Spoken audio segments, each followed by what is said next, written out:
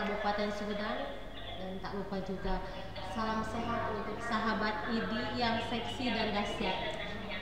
Seksi dan dahsyat, Dok. Seksi itu mengundang ya. Ini dahsyat belum kita mau bahas dahsyat. Seksi dulu. Seksi dulu. Jadi ini siapa yang pencetus seksinya, Dok? Wah, itu ada ketua ID Sumedang, Dr. Andri. Ya. Jadi karena masyarakat itu kalau ada kata-kata yang menyeleneh gitu, tertarik gitu. Kalau kata-kata yang biasa masyarakat kadang-kadang diabaikan. Jadi bagus nih sekali lagi buat sahabat ID yang seksi dan dahsyat. Nah, di sini seksi itu mempunyai arti kata yang sangat-sangat profesional sekali menurut Ibu ya, Dok ya. Seirama, empati, kolaborasi, sinergi, dan integrity. Ya, luar biasa. Ada 5 tuh ya, Dok ya. Ada 5 yang sangat profesional.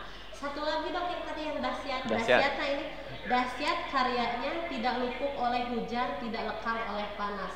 Wah, mantap ya. Hujan badai nggak ada, Dok, di sini ya. Ya, dan badai pasti berlalu. Badai pasti berlalu. Bagus sekali. Oke, sebelum kita lanjut, ucapkan dulu terima kasih untuk Ketua Organisasi ID Cabang Sumedang, Dr. Andri. Tepuk tangan dulu, boleh? Terima kasih, Dr. Andri, dan juga terima kasih untuk pendukung hari ini, yaitu dari PT Papos Trying to Serve, yang dimana artinya mencoba untuk melayani. Ya, melayani siapa? Melayani masyarakat mungkin ya. Oke. Untuk kegiatan pada hari ini kita ada podcast yang dimana podcast ini bincang sehat. Ya, bincang sehat. Jadi bincang-bincangnya ini untuk para ibu-ibu sekarang sudah nggak musim bincang rumpi gibah ya, Dok ya. Sekarang itu kita membicarakan bincang sehat terkait penyakit, terkait bagaimana menurunkan penyakit yang tidak menular, bagaimana kita harus berperilaku hidup bersih dan sehat ya. Setuju, Dok ya? Setuju ya. Kita ngegosipnya yang bermanfaat, yang berfaedah. Yang berfaedah. Kalau di Promkes itu salam rumpi, Dok. Rumpinya ya rumpi Atika, hati ayam. Telur ayam itu ditujukan untuk remaja putri dan ibu hamil. Jadi lapar nih. Pencetusnya siapa itu? Ya, pencetusnya siapa? Pencetusnya kita gabung kolaborasi. Jadi pencetus awalnya kita dari Kesgan. Yang bikin gitu ya. Ya, untuk pada hari ini ada 3 narasumber kita, dokter-dokter yang hebat. Ketiga narasumber pada hari ini. Tetapi boleh saya berkenalan dulu ya, Dok ya? Iya, harus. Harus, saya juga ingin berkenalan nih, Dok. Oke, kegiatan podcast pada hari ini mungkin akan saya podcast 3 dokter yang hebat-hebat ini dengan saya Evi Rospianti.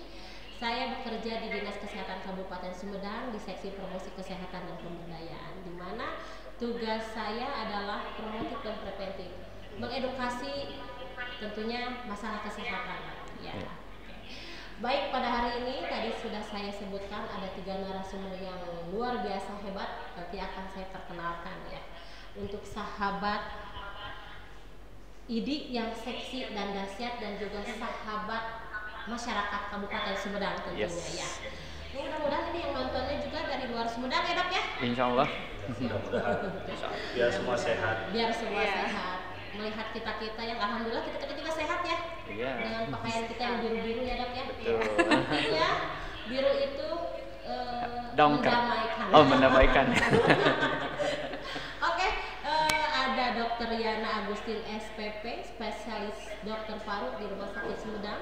Assalamualaikum warahmatullahi wabarakatuh. Ini Dr. Yana ini 2 tahun kebelakang beliau yang bekerja keras menangani pasien-pasien COVID ya, Dok ya. Iya. Sama teman-teman IPD juga, sama teman-teman dokter anak ya terutama. Iya, terima kasih ya, Dok ya. Perjuangan yang tidak bisa dinilai dengan apapun ya, Dok.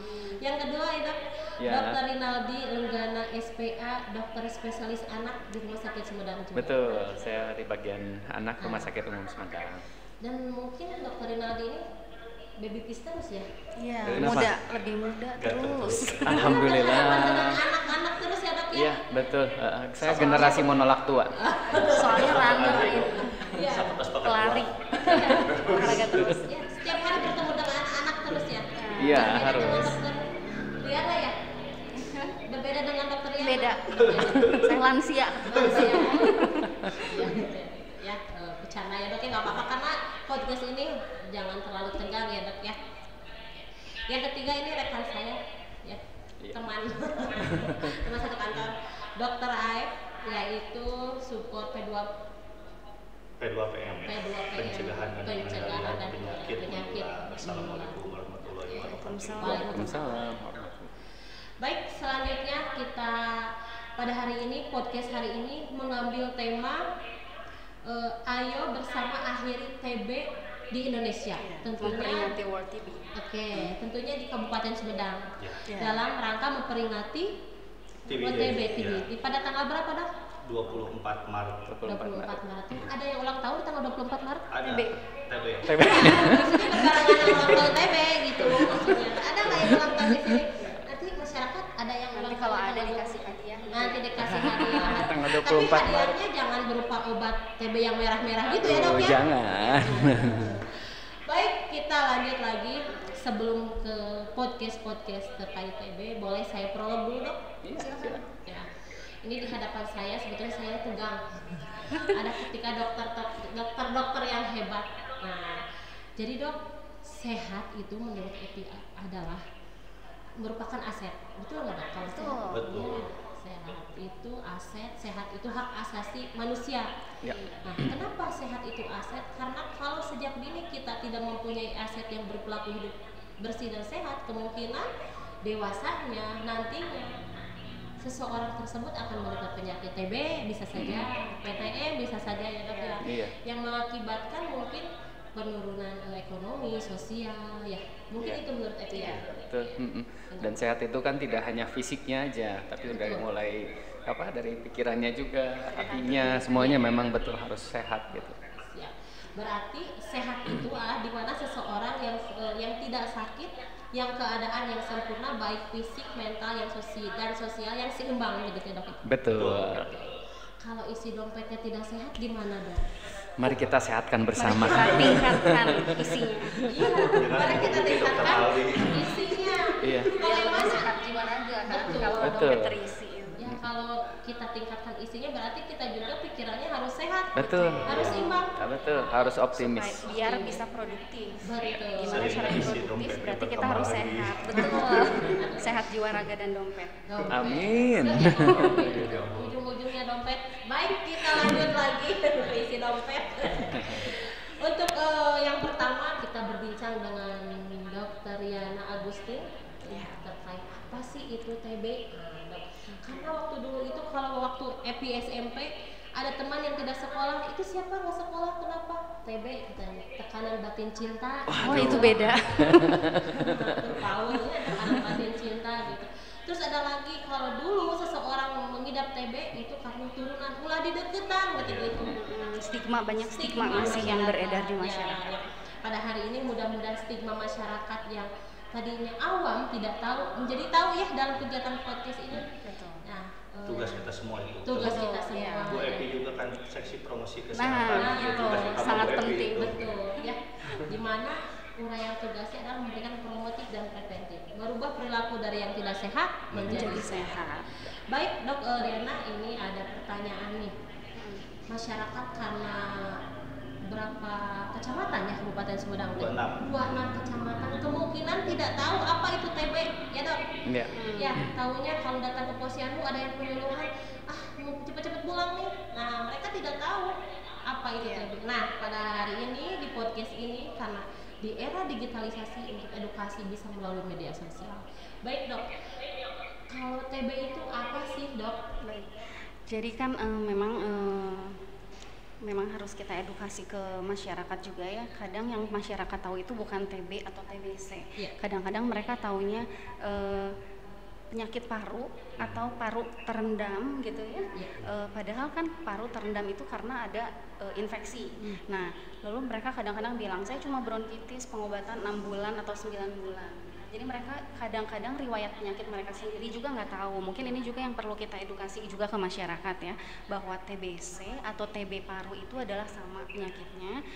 TB itu adalah penyakit menular melalui udara yang terbawa melalui droplet pasien TBC. Penularannya melalui itu ya. Karena kuman TB itu sangat kecil 1-5 mikron, dia mudah sekali masuk ke saluran nafas kita. Lalu di saat kuman masuk ke saluran nafas, kalau sistem imun kita baik, dia akan mengusir bakteri itu sebetulnya. Jadi sebetulnya kita juga punya sistem pertahanan tubuh yang memang bekerja aktif bila lingkungan kita baik gitu ya. Lalu bila kondisi juga baik. Tapi bisa seandainya si kuman itu banyak terdeposit di saluran nafasnya banyak, dia bisa saja berkembang menjadi granuloma gitu ya. Jadi kalau misalnya kuman banyak masuk nih, misalnya kuman masuk ke saluran nafas, dia ditangkap oleh sistem imun kita, makrofag namanya. Nah, lalu masuk ditelan oleh makrofag, dia bisa berkembang menjadi penyakit TBC. Bila si kuman itu banyak itu berkembang menjadi granuloma, dia bisa menjadi penyakit TBC. Tapi bila daya tahan tubuhnya baik, dia tidak akan berkembang, si kuman itu tetap ada di granuloma itu, tapi menjadi TB laten yang tidak sakit. Jadi penularan TB itu bisa menjadi penyakit, bisa tidak sakit gitu, bisa menjadi infeksi TB laten. Jadi kebanyakan 95% itu mengalami TB laten. Mungkin kita juga, makanya kenapa teman-teman puskesmas juga pada diberikan di tes mantuks ya, untuk melihat TB laten gitu. Itu penularannya melalui itu sih. Kalau infeksinya itu hanya infeksi laten saja, apakah ada infeksi lainnya lagi? Ada, dia bisa di paru, bisa ekstra paru, bisa menyebar ke ke organ yang lain. Jadi setelah granuloma itu pecah misalnya dan menembus barier pertahanan tubuh, dia bisa masuk ke kelenjar getah bening dan ke saluran peredaran darah dan dia berkembang ke organ lain, bisa ke otak, kebanyakan bentuknya meningitis, bisa ke abdomen atau perut ya, bentuknya TB abdomen, ke saluran cerna, ke saluran kemih, ginjal juga bisa, ke jantung. Ya banyak memang penyebaran. Ke kelenjar getah bening biasanya ada benjolan di leher atau di selangkangan. Itu juga kasusnya banyak untuk lemfadenitis. Kelenjar kata orang Sunda. Ya. Sesekelen, ya. Gegerenjilan. Jadi TB itu ya selain dari bakteri tuberkulosis, ada juga berbagai macam infeksi yang tadi infeksi laten, di mana ternyata infeksi ini tidak hanya menyerang kepada masyarakat ya dok ya, kepada nakes juga bisa ya dok. Iya. Dia tidak selalu berkembang menjadi TB aktif, tapi bisa juga menjadi TB aktif tergantung kondisi daya tahan tubuh imun si orang ini. Misal dia bisa bertahan dalam tubuh kita itu seumur hidup, tapi kalau seandainya dalam 2 tahun ke depan misalnya pasien tersebut mengalami sakit diabetes atau penyakit lainnya yang menurunkan daya tahan tubuh atau kondisi yang menurunkan daya tahan tubuh, itu kuman itu bisa reaktivasi namanya menjadi TB aktif gitu. Jadi salah satu tugas dinas kesehatan mungkin sekarang dan teman-teman puskesmas juga adalah menekan bagaimana caranya supaya TB laten itu tidak menjadi aktif.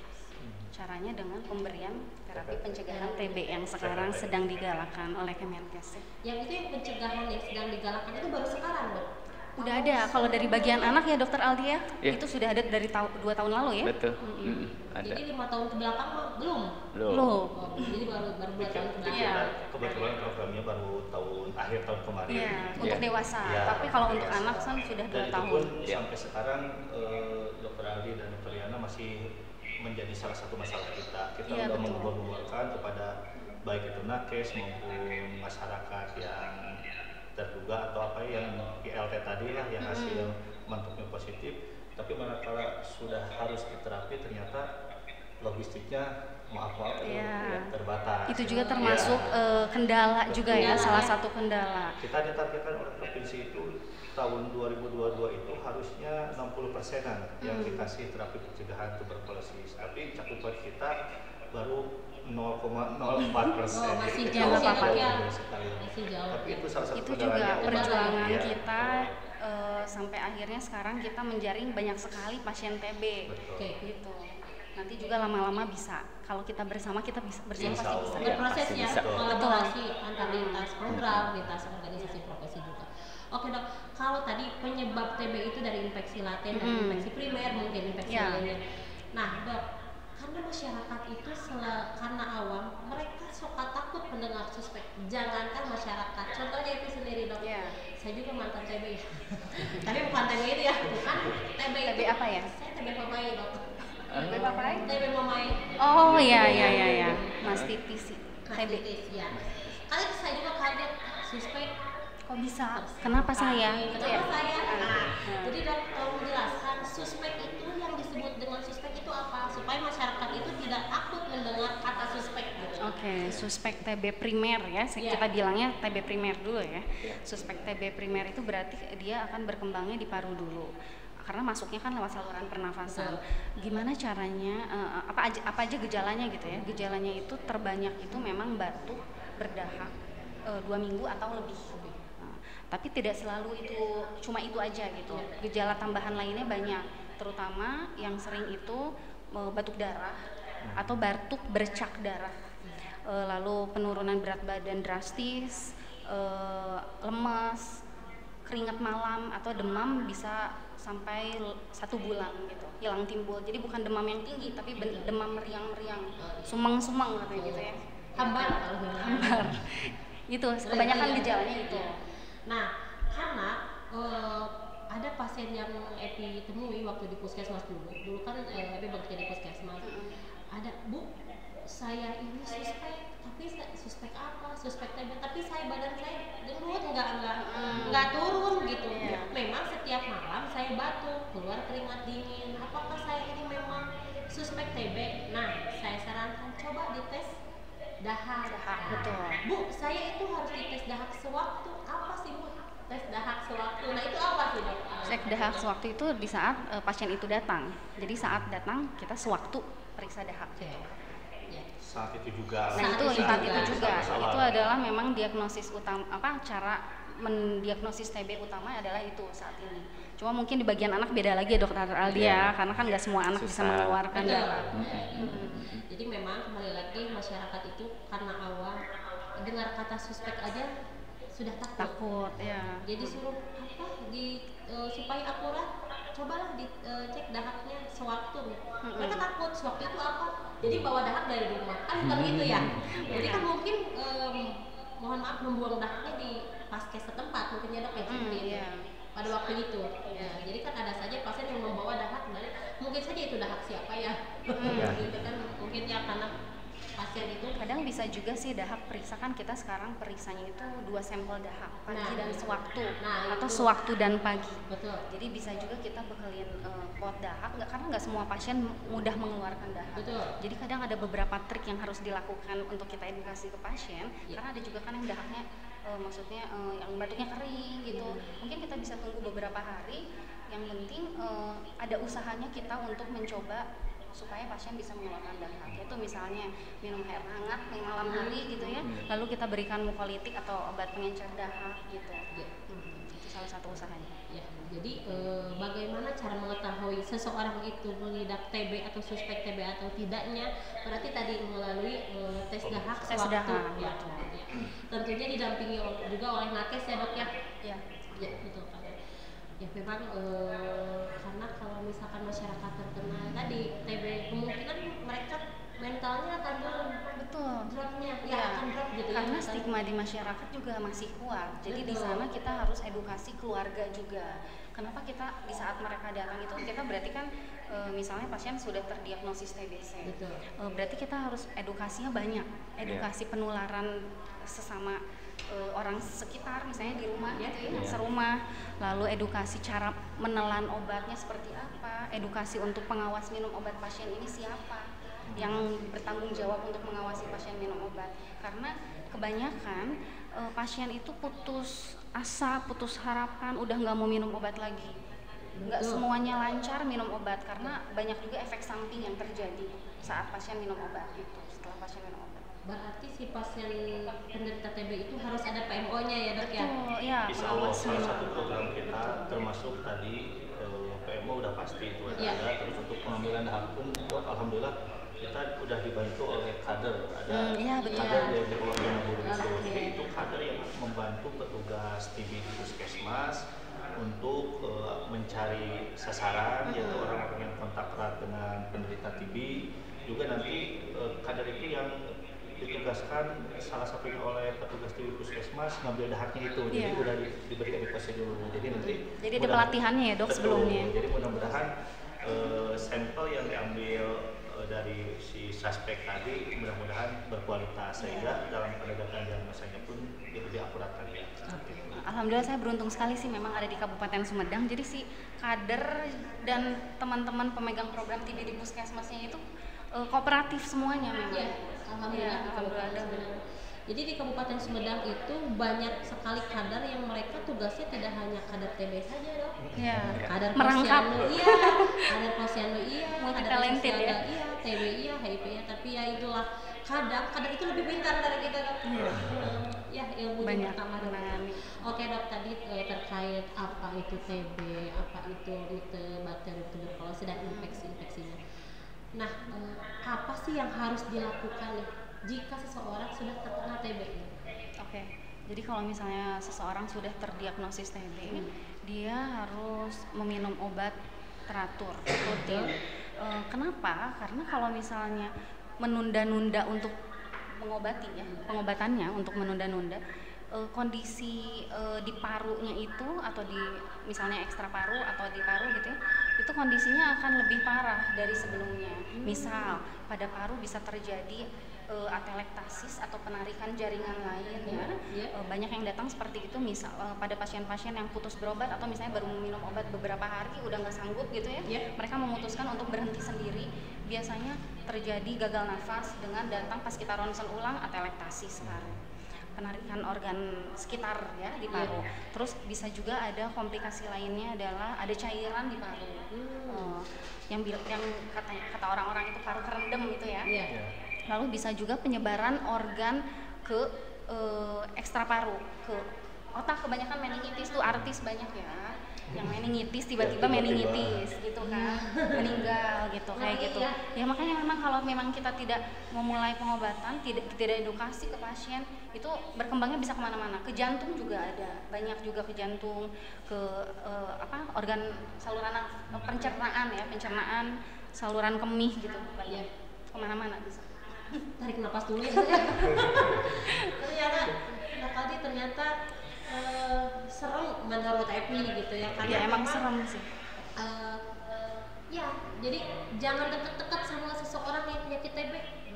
Nah gitu. Itu mungkin ya edukasi itu juga di saat keluarga datang kita harus edukasi bahwa penularan itu biasanya 2-1 bulan pertama. Jadi di saat pasien minum obat intensif terus menerus setiap hari dalam 1 bulan pertama biasanya bakteri sudah terbunuh. Di tahap selanjutnya biasanya membunuh sisa-sisa bakteri aja. Jadi sebetulnya biasanya sudah tidak menular setelah 1 bulan pengobatan.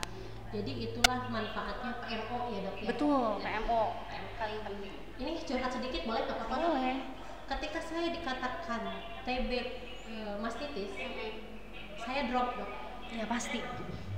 Drop, saya mencoba tersenyum depan orang, padahal saya drop ketika pulang ke rumah gimana ya menularkan nggak kepada keluarga, tapi kata pada anak orang kata tua. dokter onkologi mah enggak ini mah tidak menularkan dok, karena kan TB itu menularnya lewat percikan dahak gitu. Enggak katanya, teteh mah enggak, ya agak terobati sedikit. Cuman saya PMO-nya tidak memilih suami saya, tidak memilih ibu saya, PMO-nya diri saya sendiri dan itu tepak kecil. Saya kasih nama PMO. Kotak obat yang kecil. Kotak kecil. Saya bikin sendiri. Saya membuat itu 6 kotak kecil. Hari Senin, Selasa, Rabu, Kamis sampai 7 hari sampai hari Minggu. Kalau misalkan kotak itu hari Rabu nggak diminum, berarti hari Rabu obat itu nggak diminum. Ya. Jadi kemana-mana dok saya itu bawa obat asma karena ada asma juga. Saya di pikiran tuh takut mati muda-muda gimana. Saya masih kecil. Ternyata sekarang udah selesai pengobatan, cantik, segar ya. Badan cibur dok. Jadi kalau nanya, tapi makin gendut karena vitamin gitu. Saya konsumsi vitamin hampir 2 tahun lebih dok. Itu karena memang saya tujuan saya tidak mau PMO itu melibatkan keluarga saya, diri saya sendiri saja. Jarang sekali memang yang bisa kayak gitu. Jarang sekali, padahal hati mah sedih dok gitu ya. Pasti. Tapi saya mempunyai dokter yang menangani saya yang sangat hebat, dokter onkologi saya itu dokter Maman. Terima kasih pada dokter Maman yang selalu memberi support dan saya ya, bahwa awas kalau obat terlewat berarti kamu menyalahi aturan gitu. Padahal itu bukan menyalahi aturan, maksudnya itu supaya saya tidak mangkir gitu. Karena yang disebut mangkir pengobatan TB itu MDR bukan dok ya? Bukan ya? Ada. Oke, mangkir itu bukan MDR sih, tapi dengan kemangkiran pasien itu bisa menjadi TB resisten obat, TBRO kita bilang. Jadi TB yang kebal obat gitu. TB yang kebal. Itu yang harus, itu juga termasuk usaha-usaha kita untuk menekan jumlah kasus TB MDR baru ya. Betul. Kalau dulu dibilangnya TB MDR, kalau sekarang TBRO, resisten obat gitu. Nah, ketika pasien yang terkena TB, memang yang dialami oleh saya harus minum obat TB ini yang warna merah itu. Ya, gede-gede. Harus minum sehari itu 4. Sebelum terkena TB, saya itu ke pasien, Bu, pokoknya minum telur gue ibu, rek ageng. Karena pengalaman ya Bu Evi. Iya, ternyata mungkin saya itu kemungkinan tertular lah dari seringnya kunjungan rumah ke pasien TB, ya gitu kan. Karena dulu ketika saya kunjungan rumah, pasien tersebut tidak mempunyai PMO dong, tidak mempunyai PMO. Jadi kita lah karena tugas nakes untuk merubah perilaku dari yang tidak sehat menjadi sehat, Promkes itu dengan Perkesmas dan juga dengan pengelola TB di Puskesmas adalah kunjungan rumah supaya dari segi rumahnya sehat dan sebagainya, perilakunya menjadi sehat. Dan mungkin zaman dulu juga kan masker belum terlalu sering digunakan oleh masyarakat ya. Betul. Sebelum zaman COVID memang masker belum. Iya, belum ya, semenjak COVID aja mungkin ya. Jadi kan betul, tahun 2017 gitu. Iya. Gitu. Yang mungkin kata dokter kemungkinan Epi juga bisa terkena dari ya pasien-pasien itu. Betul. Karena tadi faktor resiko nakes juga bisa terkena TB. Nakes sangat mungkin terkena. Nakes lalu di tempat-tempat yang padat ya, misal seperti penjara, lalu pesantren kebanyakan ya. Iya.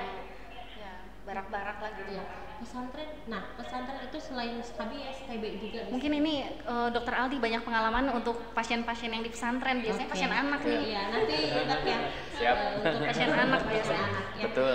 Baik, itu tadi MDR sudah dijelaskan, mungkin pengalaman itu juga sudah dijelaskan juga bahwa ternyata penderita TB itu walaupun sudah terkena TB ya dok ya, kita jangan takut ya. Karena TB juga banyak yang sembuh ya dok ya. Betul, banyak yang sembuh. Ya. Karena saya pengalaman saya di RSUD Sumedang ya, saya merawat pasien dari yang betul-betul gagal napas, dia selalu kontrol sampai 7 bulan aja masih pakai kursi roda. Ya. Setelah 9 bulan dia udah kayak K-pop. Udah ganteng banget, maksudnya udah ganteng, udah seger gitu ya. Seperti iya, jadi maksudnya jangan merasa sendiri, jangan merasa bahwa saya nanti akan seperti ini aja badannya dan tetap seperti ini, enggak. Ada juga yang perempuan yang memang masih muda ya, memang sampai diceraikan oleh suaminya gitu, maaf ya. Itu siapa suaminya? Kita cari. Enggak ada, kita cari. Jadi memang sampai diceraikan oleh suaminya, tapi di saat sudah selesai pengobatan di 8 bulan kebetulan waktu itu juga terdiagnosis miokarditis TB juga. Lalu waktu itu selesai nih 8 bulan, bagus lagi, badannya bagus lagi, dia sekarang produktif lagi bekerja lagi gitu. Ya, jadi itu untuk masyarakat Kabupaten Sumedang, kita itu harus menjaga imun tubuh kita ya, melalui perilaku hidup bersih dan sehat ya dok ya. Dan kalaupun ada keluarga kita ataupun kita yang terkena punten TB misalkan, kita jangan berkecil hati karena penyakit TB itu memang mematikan ya dok ya, mengerikan. Tapi kalau kitanya patuh terhadap obat, patuh terhadap apa saran-saran yang apa kata dari dokter ataupun ya PMO kita, ya insya Allah sembuh ya dok ya. Betul, insya Allah banyak sembuh. Memang perjuangan terberat itu di 2-3 bulan pertama. Kadang-kadang orang-orang udah menyerah, pasien-pasien udah menyerah di 2-3 bulan pertama dengan efek samping yang banyak gitu. Betul, saya di 3 bulan pertama. 3 bulan pertama ya. Kadang saya antara otak dan kaki nggak sinkron. Ini gimana ya? Harus saling dukung. Iya, dan emang di sini kondisi seperti ini memang support dari keluarga sangat penting. Betul. Keluarga dan nakes teman-teman nakes di puskesmas Kita ya. juga punya itu dok, pasien support itu dok. Ya, pasien support di RSUD di Sumedang itu bagus banget. Iya, memang Iya. betul. Jadi ada 2 atau 3 orang ya, yang perempuan 1, yang laki-laki 2, dia perempuan 2 ya. Jadi dia pasien supportnya tuh benar-benar maksimal gitu. Sampai saya bingung, saya nggak bisa ngasih apa-apa gitu ke mereka.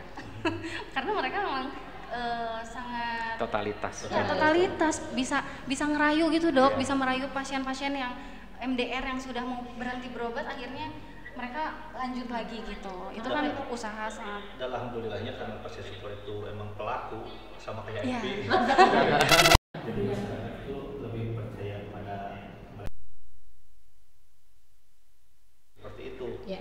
Berbeda dengan kata-kata yang pasien support itu karena mereka emang dulunya sama penderita MDR juga, jadi mereka ngasih pengalaman dia sehingga berhasil sembuh. Alhamdulillah. Iya.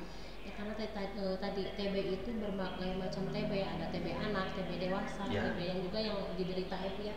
Yang nggak disangka-sangka kenapa bisa ya karena memang saya sudah dioperasi dok.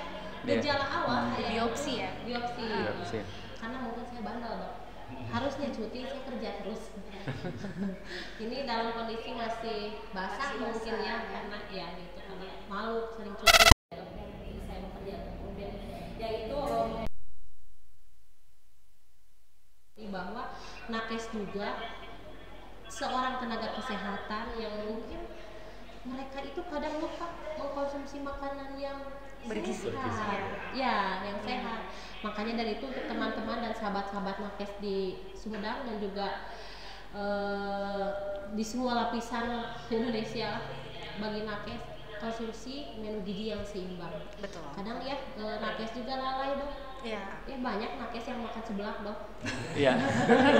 Seblak nggak apa-apa. Kalau ketemunya nanti sama dokter Taufik spesialis gizi nih, seblak nggak apa-apa, asal diimbangi sama makanan bergizi lainnya. Boleh sekali-kali jajan. Boleh. Jangan berlebih ya. Iya. Semua juga intinya jangan berlebih lah. Iya, jangan berlebih. Diimbangi saja. Jadi gizi yang seimbang, olahraga seperti dokter Aldi. Sama PHBS Karena COVID masih ada, takutnya orang-orang nyangka udah nggak ada, selesai gitu ya. Ini semua masyarakat Sumedang sudah vaksin COVID belum? Sudah ya Harusnya Kayaknya udah, karena bagus kok Sumedang kalau nggak sampai, salah. Booster 1 insya Allah sudah. Insya Allah sudah, iya, sebagian bagus besar kok lah, kemarin, walaupun belum laporan. semua, tapi sebagian besar insya Allah sudah. Cuma untuk booster 2 masih sedikit. Dan insya Allah sekarang vaksinnya masih terus logistik ke puskesmas, jadi masyarakat yang belum bisa mengakses ke puskesmas terdekat saja. Ada info nih. Iya. Yang terakhir nih dok, sebelum ke dokter Aldi. Saya dokter Aldi udah nggak sabar gitu. Udah banyak yang pengen dikeluarin sama dokter Aldi. Dihabisin dulu dokter Yana ya. Ada yang bertanya dulu nggak di kolom chatnya? Ya ini boleh nih. Nanti kalau ada yang mau Boleh tanya sambil di kolom nyusun chat nanti IG silakan bisa ya bertanya ya. Oke. Oh ya, satu lagi boleh nitip nih. Boleh. Untuk pasien-pasien yang sedang pengobatan TB atau selesai pengobatan TB, itu juga tetap harus vaksin COVID kalau belum ya. Takutnya mereka mikirnya gini, saya lagi pengobatan TB, nggak perlu vaksin gitu. Nanti paling harus selesai vaksinnya nanti aja selesai 6 atau 9 bulan. Kebanyakan gitu.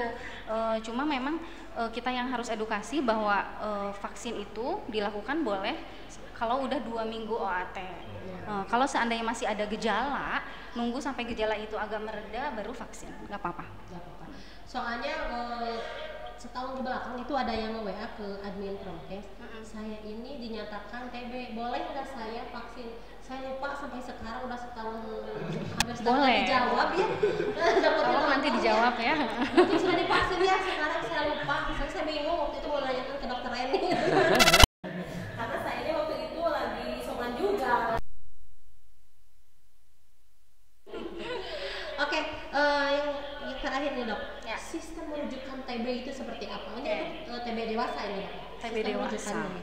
Jadi kan biasanya sistem rujukan TB itu tergantung ya pasien TB-nya masuk kemana. Kalau masuk ke RSUD Sumedang melalui Polidots atau melalui UGD itu kan biasanya dirawat dulu atau misalnya kita screening dulu, pemeriksaan sputum dulu, foto toraks dulu atau ronsen gitu ya. Nanti misalnya setelah sudah terdiagnosis TBC, pasien misalnya tidak ada komplikasi yang lain, aman untuk setelah minum obat aman gitu ya, kondisinya tidak ada efek samping yang misalnya obat harus diganti gitu ya, harus kita challenge obat TB, itu bisa kita kembalikan ke puskesmas terdekat gitu. Nanti kita kembalikan ke puskesmas terdekat, tapi memang sekarang kan ada sistem pencatatan pelaporan TB, SITB namanya, yang Dinkes, Kemenkes itu juga kemarin ya sudah pelatihan mungkin banyak, jadi memang itu yang harus sesuai itu. Jadi dari Polidots nanti akan dibuatkan SITB ke puskesmas, dan di saat pasien datang ke puskesmas sudah ada datanya gitu. Ternyata banyak yang pelaporan petugas TB. Untuk TBRO beda lagi ya dok?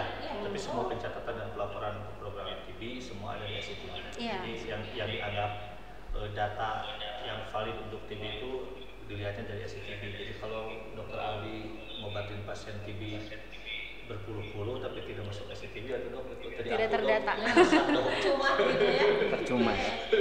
Kalau untuk TBRO itu dia misalnya dari Polidots, karena kita pemeriksaannya belum ada LPA ya, dia belum ada pemeriksaan resistensinya, itu kita kirim ke RSAS atau Rotin Sulu gitu. Mudah-mudahan rencananya akan ada sih nanti di Labkesda dengan Poli MDR katanya mau akan ada di RSUD di Sumedang. Di RSUD ya. Oh, di RSUD. Kita sudah menyediakan dan kita sudah menghubungi juga ke manajemen rumah sakit bahwa dari tingkat Dinas Kesehatan Provinsi ingin kunjungan untuk persiapan pembukaan TB MDR. Berarti nanti LPA-nya ada di RSUD ya? Iya, kemungkinan di RSUD. Soalnya beban berat kalau kita harus merujuk terus-terusan ke Bandung atau Cirebon, ada satu lagi pergi menjadi bisa. Siap gitu ya. Nanti kita simpulkan di akhir ya. Nanti admin takut ada yang bertanya, nanti tolong disimpulkan nanti. Ini kita langsung ke dokter Aldi ya dok. Oke. Ini dokter yang selalu muda karena sering berhadapan dengan anak-anak kecil. Iya. Ya, baik dokter Rinaldi yang merupakan spesialis anak. Iya, betul. Yang menangani TB juga. Tidak, tadi sudah podcast dengan dokter Yana terkait TB dewasa, dan ternyata ada juga TB anak. Ada juga. Mungkin minta penjelasan apa perbedaan TB anak dengan TB dewasa itu? Iya. Jadi memang TB itu kadang-kadang bisa dari dewasa, bisa juga dari. Kita menemukan kasus pada anak gitu. Yang paling sering anak itu masuk dengan kondisi kenapa kok berat badannya nggak naik-naik, gitu. Atau yang yang keduanya kok kenapa sering kali ada kelenjar, gitu. Itu sering kali yang sering kali ditanyakan oleh orang tua gitu. Kenapa anaknya berat badannya nggak naik-naik, kenapa itu kelenjar. Jadi sebetulnya masyarakat itu juga udah mengenal sebetulnya apa sih gejala-gejala TB itu sendiri. Ya, cuma perbedaannya pada orang dewasa itu TB itu sebenarnya suatu kondisi itu klinis. Dengan gejala klinisnya. Salah satunya itu ada berat badan susah naik gitu ya, kemudian salah satunya juga kelenjar. Cuma kalau apabila saya rangkum itu kita mendiagnosis klinis itu ada scoring pakai 8 skor TB. Yang pertama yang paling penting itu ada kontak atau enggak. Nah, kalau misalkan ada kontak tuh ada skornya tuh, artinya resikonya semakin tinggi anak itu terkena TB.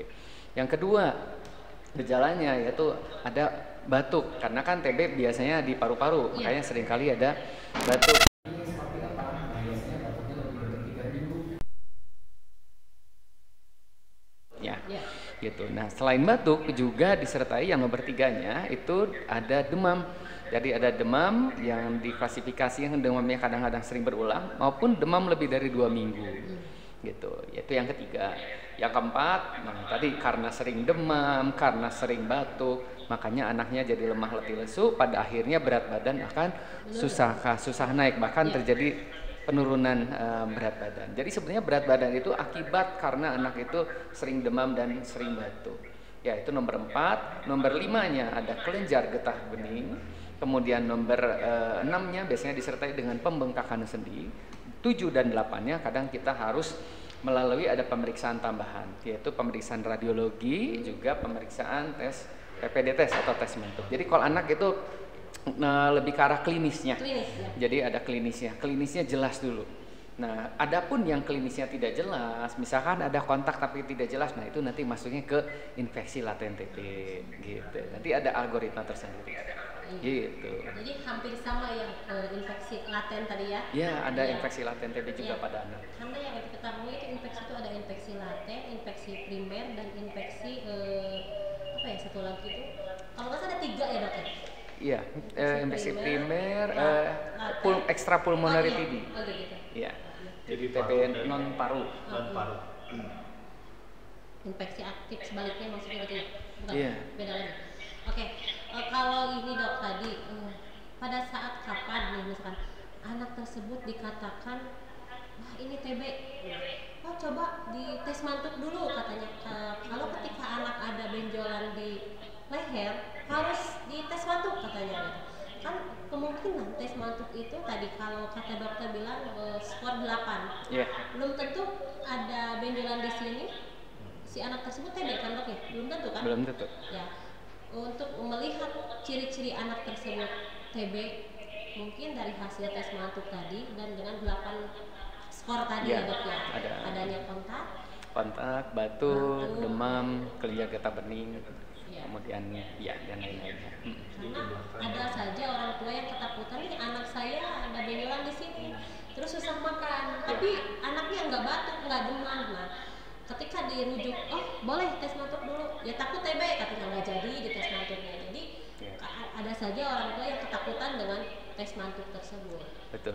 Jadi sebetulnya yang namanya kelenjar itu belum tentu punyanya TB. Iya. Gitu kan, kondisi kelenjar pembesaran kelenjar getah bening atau kita sebut sebagai limfadenitis ya atau limfadenopati, itu kita harus cari dulu penyebabnya dari mana. Jadi tidak semua pembesaran kelenjar itu punyanya TB.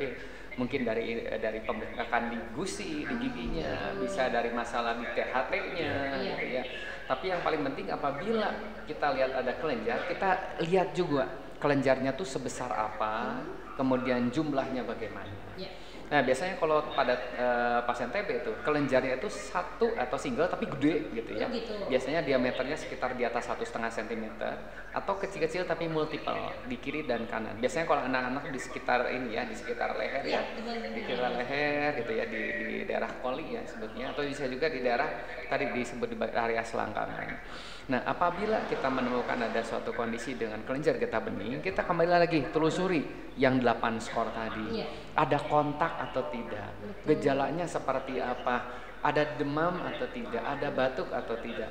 Kalau memang ada ternyata arah ke arah sana, maka kita lanjutkan dengan pemeriksaan tambahan gitu, yaitu ronsen torak, gitu, ronsen paru-paru disertai dengan tes mantuk tes gitu. Kenapa mantuk tes itu dijadikan lini terakhir atau misalkan tidak dijadikan prioritas? Kenapa? Karena mantuk tes juga bisa terjadi false positif atau false negatif. Hasilnya negatif sih padahal positif. Hasilnya sih positif padahal negatif. Jadi kembali lagi ke klinisnya itu. Iya, setuju sekali ya, karena memang tes mantuk hasilnya positif. Jadi drop kepada orang tuanya padahal negatif gitu ya. Itu ditemui sebetulnya ada saja ya dok, yang memang tidak semua, cuma memang ada saja seperti itu. Nah, gini dok, apakah TB pada anak itu berbahaya tidak? Pengobatannya sama nggak seperti dewasa? Iya, TB pada anak bahaya banget ya, makanya harus diobati dan kita itu sudah disupport penuh oleh pemerintah, itu oleh dinas kesehatan ya dalam hal ini. Bahkan obat-obatan juga gratis ya, gitu. Obat-obatan gratis gitu. Kadang untuk pemeriksaan BTA atau gen expert juga gratis juga gitu. Jadi sebenarnya kita tinggal mau atau enggak gitu. Karena TB itu penyakit yang letal ya, penyakit yang bisa menyebabkan kematian, bahkan sampai ya mungkin minimal sampai bisa kecacatan gitu kan. Kalau misalkan sampai kena TB otak gitu ya, anaknya kejang kemudian lumpuh, itu karena pengobatan yang tidak mungkin ketahuannya telat atau pengobatannya tidak optimal. Itu jadi bisa sangat bahaya dan harus segera diobati sesegera mungkin setelah ketahuan anak itu terserang penyakit TB gitu. Terus bahaya karena tadi TB itu bisa kemana-mana. TBC itu tidak ke paru-paru. Kita ngomong paru-paru aja. Paru-paru juga bisa ada komplikasi ya. Bisa dengan ada pneumonia, kemudian berkomplikasi ada cairan di dalam paru-paru atau dengan efusi pleural sebutannya. Kemudian juga bisa kemana-mana ya. Bisa ke TBC otak, TBC perut, TBC kulit, macam banyak sekali gitu ya. Yang paling ringan TBC kelenjar. Gitu. Tapi kalau sudah ke TBC otak, TBC tulang itu kan sangat letal sekali, sangat berbahaya sekali dan harus diobati. Obatinya gampang nggak? Susah sih ngobatinnya. Susah ngobatin TB pada anak itu susah. Kalau orang dewasa, ya mungkin orang dewasa juga kalau nggak sadar ya susah juga. Tapi kalau anak-anak, apalagi anaknya usia baru balita gitu ya, yang minum obat itu mudi gitu ya, karena kan minum obatnya harus tiap hari berjenjang. Gitu. Jadi kembali lagi ke pengawas minum obatnya. Dalam ini adalah support system daripada orang tuanya yang harus betul-betul bisa paripurna, harus betul-betul bisa holistik, bisa ngobat agar si anaknya itu bisa tuntas pengobatannya. Bisa sembuh nggak? Pasti bisa, gitu ya. Sesuai dengan slogan kita kan Indonesia bebas TB, pasti bisa. Pasti bisa asal satu, kontrol yang teratur, diagnosisnya harus tepat. Pengobatannya dengan dosis yang sangat tepat, timingnya harus baik, gitu. Insya Allah pasti bisa sembuh. Ya. Jadi ini peran orang tua sangat sekali, bukan nomor satu, itu paling utama untuk TBC anak. Jadi orang tuanya jangan lelah ya dok ya. Betul, iya. Sama pengobatannya 6-8 bulan? Pengobatannya sama antara 6-9 bahkan bisa sampai 1 tahun, tergantung. Cuma rata-rata anak itu di pengobatannya 6 bulan. 6 bulan itu dibagi 2 ya.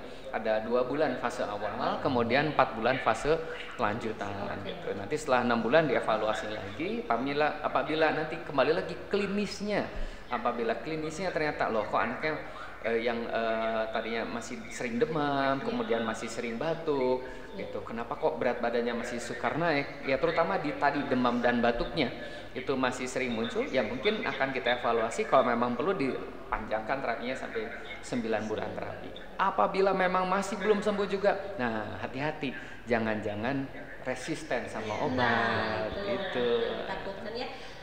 Makanya itu harus kontrol. Gitu. Makanya itu harus kontrol. Kenapa? Kontrol itu sebenarnya buat apa gitu ya?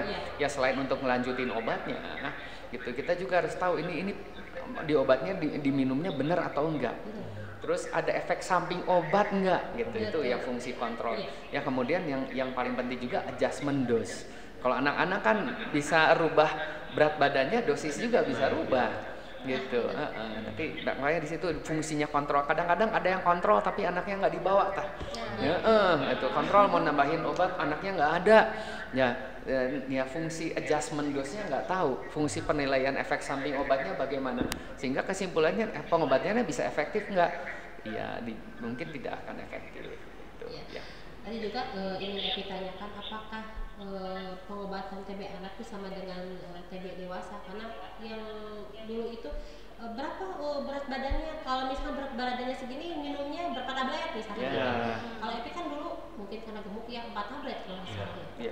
Kalau anak juga sama sebenarnya, kan berat badannya anak contohnya 30 kilo misalkan dok, itu 2 atau 3 tablet misalkan. Itu nanti kalau anak itu ada memang pakai dosis ya, misalkan setiap 5 kilo berapa tablet, 10 kilo berapa tablet. Tapi untuk di atas 25 kilo itu biasanya menggunakan paket KDT yang orang dewasa. Gitu.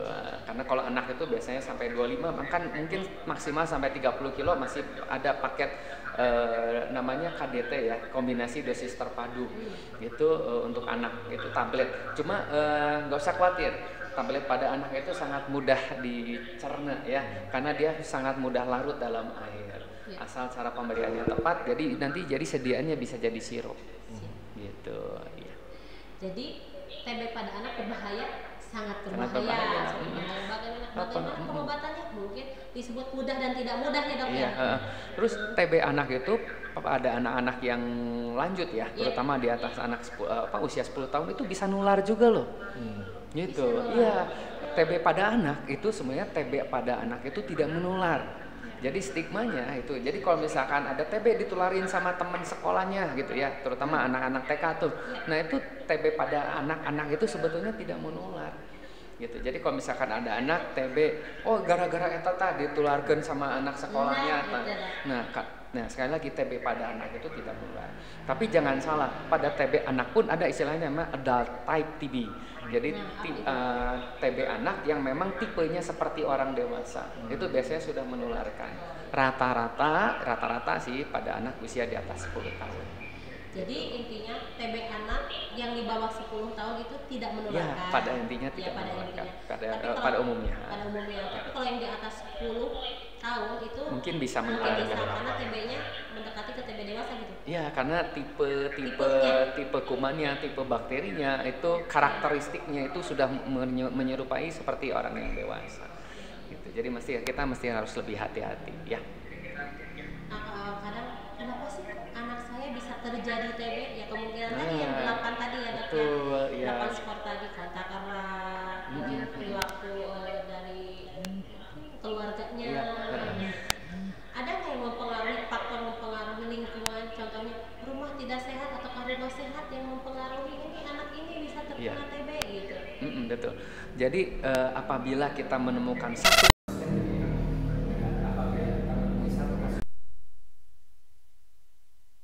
masuk, jadi ada kasus satu TB yang ditemukan itu bisa jadikan pintu masuk. Ini TB-nya dari mana? Kita harus mencari tahu ini kontak eratnya dari siapa.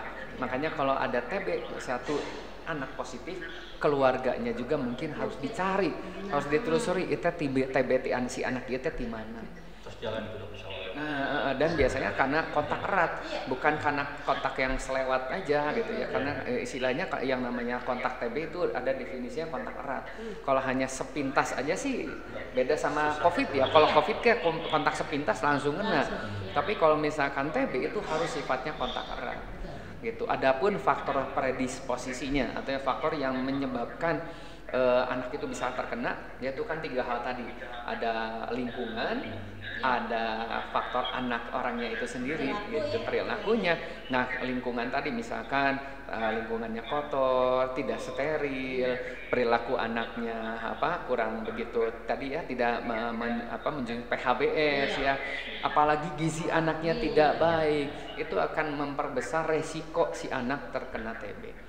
Gitu. Jadi yang paling penting tadi adalah pencegahan yang paling baik apa ya, perbaiki kesehatan anaknya, lindungi anak itu gizinya agar sebaik mungkin, lindungi anak dengan imunisasi, kemudian lindungi juga dengan support sistemnya, lingkungan yang baik gitu. Ngerokok bisa nggak bikin TB gitu kan ya, ngerokok bisa nggak menularkan TB. TB-nya itu tidak ditularkan dari rokok gitu ya, karena TB itu ditularkan dari orang yang kena sakit TB juga. Tapi dengan asap rokok itu bisa menyebabkan fungsi kekebalan tubuh terutama di bagian paru-parunya terganggu, sehingga anak itu mudah terkena TB. Disebut pneumonia bukan itu? Kalau pneumonia beda lagi. Kalau pneumonia kan infeksi yang disebabkan karena bakteri. Tapi ada juga gitu TB dengan gejala infeksi paru-paru dengan pneumonia. Cuma kalau pneumonia itu artinya dia ada keluhan, ada demam, ada batuk, ada sesak nafas. Nah, penyebabnya dari mana-mana gitu ya.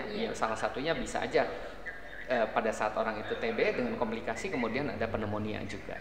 Gitu. Tapi tata laksananya pasti beda. Gitu. Itu lebih ngeri lagi ini. Ya, kalau udah kayak gitu udah susah. Ya, udah harus rawat inap yang pasti ya. Kalau hanya TB saja ya masih bisa rawat jalan. Tapi kalau sudah ada komplikasi dengan pneumonia, udah kakeum tadi ya, paru-parunya kakeum, yang itu udah saya konsul sama dokter Riana untuk pemasangan chest tube, pemasangan selama. Kemarin ada beberapa juga dok yang TB dengan pneumonia COVID. Jadi barengan. Oh iya, barengan. TB-nya baru ketahuan juga, COVID-nya juga baru ketahuan. Ada beberapa pasien, tiga orang. Tapi sembuh dok. Perbaikan untuk COVID-nya perbaikan, pas kontrol, TB-nya kita udah rujuk ke puskesmas terdekat. Ya itu yang kemarin pas COVID jadi banyak salah paham itu. Oh iya. Jadi ada istilah di COVID kan, padahal maka emang semua penyakit juga bisa tidak hanya seperti penyakit terkena. Jadi seseorang itu emang masuk rumah sakit stroke, tapi emang udah ada tular COVID kan, TB kan, gitu. Jadi insya Allah lah kalau dari nakes tidak akan ada permainan urusan penyakit. Ya, kita kan berdasarkan pemeriksaan penunjang juga. Ya kalau ingat ke masa-masa itu takut di COVID kan ngeri juga sih dok. Iya, serba salah ya kita ya. Serba salah kita sebagai nakes ya dok ya. Ini mah apa sih asas manfaat ataupun ajang mencari rezeki lah apa. Kita kan tidak semata-mata menentukan ini penyakit apa karena kita sudah disumpah profesi ya dok ya. Maunya kita nggak ada COVID. Iya itu. Maunya kita nggak ada COVID, nggak ada TB. Repot kan pada saat COVID semua ini. Iya. Jadi intinya itu tadi kan TB juga bisa ada pneumonia, ada asma, jadi bisa golongan penyakit. Makanya harus dijaga tubuh itu betul-betul lah dari perilaku hidup bersih dan sehat tadi. Jadi dengan perilaku hidup bersih dan sehat dan daya imunitas tubuh kita. Iya betul. Meningkat pasti. Iya, termasuk pada anak-anak karena anak-anak itu yang namanya anak-anak makanan itu kan mau itu kalau orang tuanya yang tidak selektif ya dok ya. Iya, betul. Ya, mungkin anak-anak itu bisa terserang penyakit apapun ya dok ya. Iya. Karena sekarang itu makanan di era sekarang junk food ya. Iya. Banyak makanan-makanan yang siap saji beda dengan dulu ya dok ya. Kalau dulu nih contohnya bekal sekolah cukup nasi goreng tadi kecapan kan sehat. Tapi sekarang yang gampang aja sosis aja, nugget aja. Yang gampang yang penting kan si anak bekal makanan olahan ya. Ataupun jajan di sekolah itu kemungkinan saja menyebabkan bakteri-bakteri atau infeksi-infeksi yang sehingga daya imunitas anak itu turun dan kemungkinan kalau ada kontak erat dengan penderita TB itu bisa terjadi ya dok. Bisa terjadi, karena kan TB juga bisa TB abdomen ya, TB usus ya. TB usus itu ya berarti si infeksi primernya ya di usus, gitu si bakterinya nimbang di usus. Gara-gara apa ya barangkali dengan memang selain ada kuman TB-nya ya faktor predisposisi yang buruk kondisinya salah satunya ya kondisi ususnya yang nggak bagus. Gitu. Nih dok tadi sudah banyak sekali yang ingin Epi tanya ini. Pengalaman apa yang terberat dokter menangani pasien pada anak pasien TB? Pengalaman terberat ya dok, karena menurut saya itu seorang dokter itu seorang yang hebat gitu. Menurut saya. Pengalaman terberat itu kalau ada pasien yang tidak tertolong, yang seharusnya bisa tertolong menjadi tidak tertolong sampai akhirnya meninggal. Itu yang pengalaman paling berat. Jangan salah, mungkin kalau keluarganya ini, tapi dokternya pun sesungguhnya ikut sedih, gitu ya. Sesungguhnya dokter itu pun ikut sedih. Kalau misalkan ada pasiennya yang tidak tertolong oleh suatu penyakit yang sebetulnya bisa ditolong, bisa dicegah dengan imunisasi, bisa dicegah dengan pola hidup yang baik, bisa dicegah dengan pengobatan yang optimal, tapi sayangnya tidak bisa tertolong. Itu yang disesalkan. Yang keduanya gitu ya, pasien itu jadi lumpuh. Tadinya gitu ya usia 3 tahun lari-lari, mama, papa gitu ya main, tiba-tiba kena TBC otak. Setelah setelah proses itu pulang dari rumah sakit dengan pasang selang, kemudian anaknya lumpuh, nggak ada kontak sama sekali. Itu yang sangat disedihkan. Itu kan jadi beban buat siapa?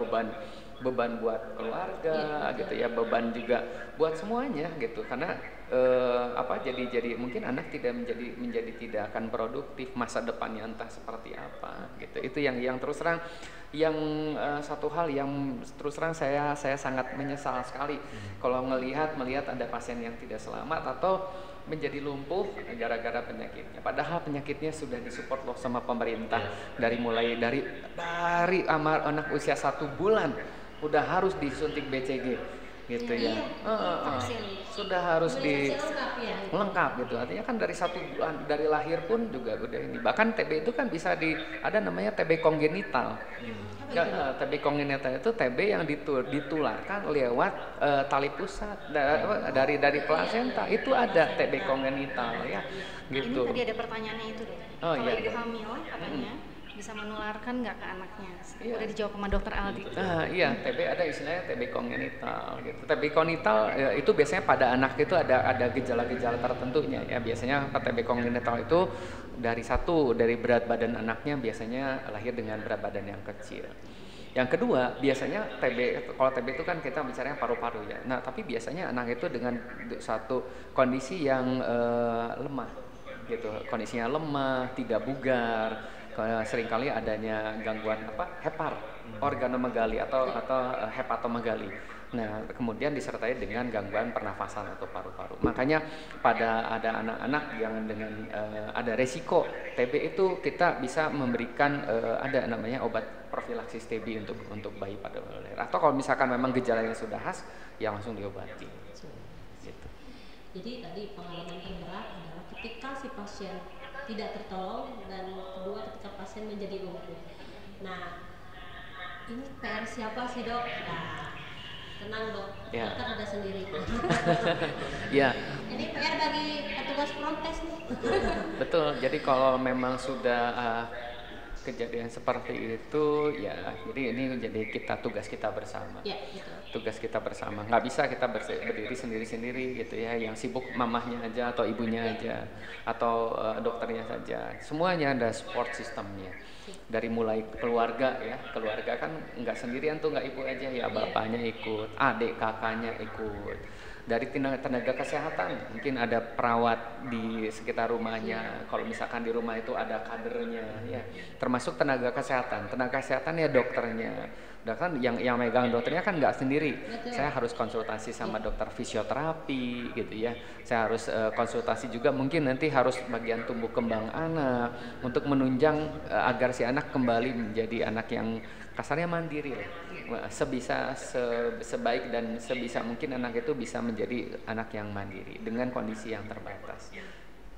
Jadi strateginya meningkatkan promotifnya dok. Iya. Ya. Waktu itu saya pernah punya pengalaman yang ODGJ. ODGJ itu yang paling bingung kita, yang paling bingung harus gimana gitu, karena kan PMO-nya kita susah menentukannya. Betul. Sedangkan mereka tidak ada keluarga dekat gitu. Iya. Mungkin teman-teman dinas kesehatan juga tahu ya Iya. pasien itu. Jadi ya itu yang paling bingung kalau tidak ada PMO. Itu yang susah. Karena pasiennya ODGJ ya. Iya, ODGJ. Itu pertama. Kalau anak kecil kalau ODGJ ya. Anak kecil kan anak kecil susah. Lebih susah lagi dengan ODGJ. Nelen obat aja nggak mau. Iya. Ada di tiap menangani pasien. Betul. Di setiap desa, di setiap kecamatan juga pasti dengan pasien-pasien TB berbeda karakter. Nah, tadi pengalaman yang terberat dokter Nadi yang sudah utarakan, mungkin ini menjadi PR bagi kita sebagai petugas promosi kesehatan di lapangan ya dok. Di mana petugas promosi kesehatan itu adalah mengedukasi melalui pendekatan secara pribadi dok. Ya. Yang saya alami dulu waktu di puskesmas, ada pasien yang memang mangkir dari minum obat gitu ya dok. Kita itu rembuk bersama petugas kesling, petugas puskesmas, dan juga promkes dan juga petugas TB. Kita datang ke rumah pasien tersebut. Kita tuh disodorin air ya dok ya. Duh, kumaha ya. Ini pasien TB ya. Kita strateginya kita datang ke sana hari Selasa dan hari Kamis. Waduh, kenapa tuh? Biasanya hari Selasa dan Kamis kita puasa gitu ya. Senin Kamis. Hari Senin Kamis. Senin Kamis. Kita puasa padahal pulang dari situ kita ngebaso. Jadi bukannya gitu. Jadi kita itu pendekatan secara pribadi. Ini tugas siapa? Tugas petugas promkes. Mengedukasi secara karena petugas Kesling mah hanya dari segi lingkungan. Petugas promkes itu merubah dan supaya tadi ketika ada anak yang TB, si orang tuanya yang dikasih edukasi supaya tidak pengobatannya tidak mampu dan sebagainya. Teknis. Nah, itu dok. Oke.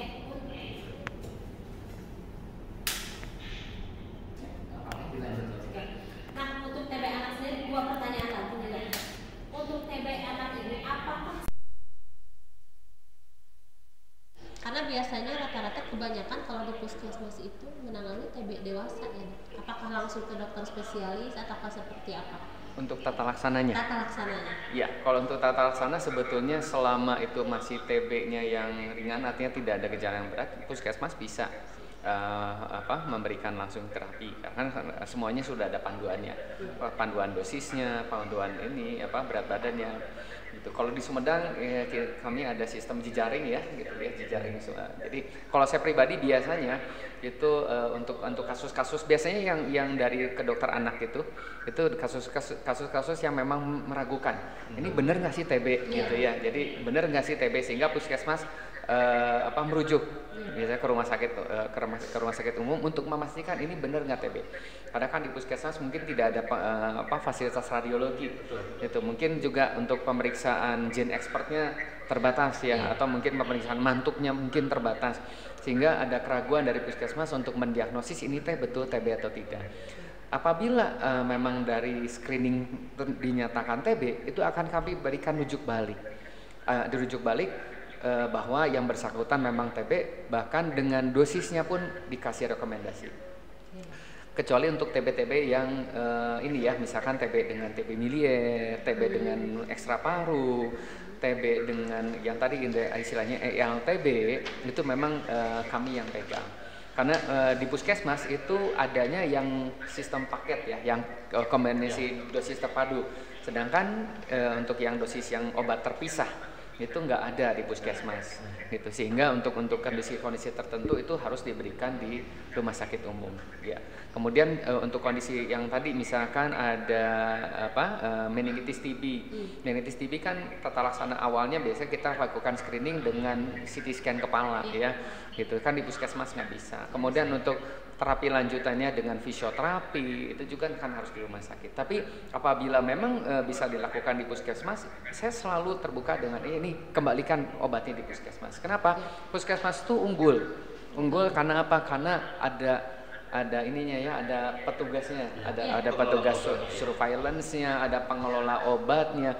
Kalau ada obat yang pasien itu yang nggak minum, kok nggak waktunya kontrol, kok nggak ambil obat, petugas kesehatan ngejar ke rumahnya. Jemput bola. Kalau rumah sakit nggak bisa jemput bola. Gitu. Jadi sebisa mungkin kalau memang ini ya diobatinya di puskesmas aja gitu. Sekalian nanti dicari tadi pintu masuknya tadi di mana nih, kontak TB-nya dari mana, screening kontaknya di sana. Gitu. Betul sekali Dok, apa yang kalian utarakan bahwa di puskesmas itu tadi rumah sakit ada jejaringnya yaitu puskesmas. Dan di puskesmas itu petugas TB pun ya Dok tidak bekerja sendirian Dok. Iya. Tidak. Lab juga ya di sana. Ada farmasi, ada gizinya juga ya. Nah, mereka pun tidak bisa bekerja sendiri, ini mah program saya enggak. Jadi ketika ada pasien TB, ayo bagaimana edukasinya nih, bagaimana kesehatan lingkungannya nih, lintas programnya bekerja. Harus bekerja. Kadang teman-teman di puskesmas megang banyak program juga. Betul. Saya pribadi kalau nemu pasien di tempat praktek saya pribadi, gitu, biasanya saya kalau memang sekiranya masih bisa diobati di puskesmas, saya selalu refer ke puskesmas. Iya, saya juga. Gitu. Saya juga Dok berobat ke dokter onkologi, obatnya dari puskesmas. Iya. Sama lah. Karena obatnya gratis. Iya. Sama aja. Pemerintah. Obat gratis, akses itu puskesmas pasti dekat lah, tidak usah keluar ongkos juga. Jadi untuk masyarakat ya silahkan akses dulu puskesmas terdekat. Nanti manakala puskesmas tidak bisa dalam artian sumber daya manusianya atau obat-obatan atau tadi alat-alat, insya Allah pasti langsung dirujuk ke rumah sakit. Kalau ada efek samping juga jangan langsung putus obat, nanti akan ditata laksana, di challenge obat TB-nya oleh dokter Aldi, dokter Anggun nih di Polidots Anak, juga oleh saya dan teman-teman dokter penyakit dalam di Poli Dalam juga. Nanti mungkin akan kita challenge, jadi jangan sampai berhenti aja gitu untuk menghindari efek samping. Tantangannya itu yang efek sampingnya itu Dok. Iya, efek samping banyak yang menyerah gara-gara efek samping. Kenapa? Untuk buang air kecil kita jadi merah misalnya. Ya, itu juga memang harus diedukasi di awal sebelum pasien minum. Tugas siapa? Sebetulnya tugas semua program ya, petugas TB-nya, petugas promkesnya, Tugas farmasi juga. Karena petugas promkes tidak bisa memberikan edukasi terkait obat-obatan. Betul. Kalau tidak diberi sharing ilmu oleh petugas farmasi.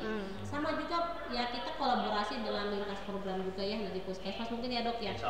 Jadi yang mungkin yang bisa disimpulkan hal terberat ketika pasien TB anak ataupun dewasa, ketika ada pasien yang menyerah. Iya.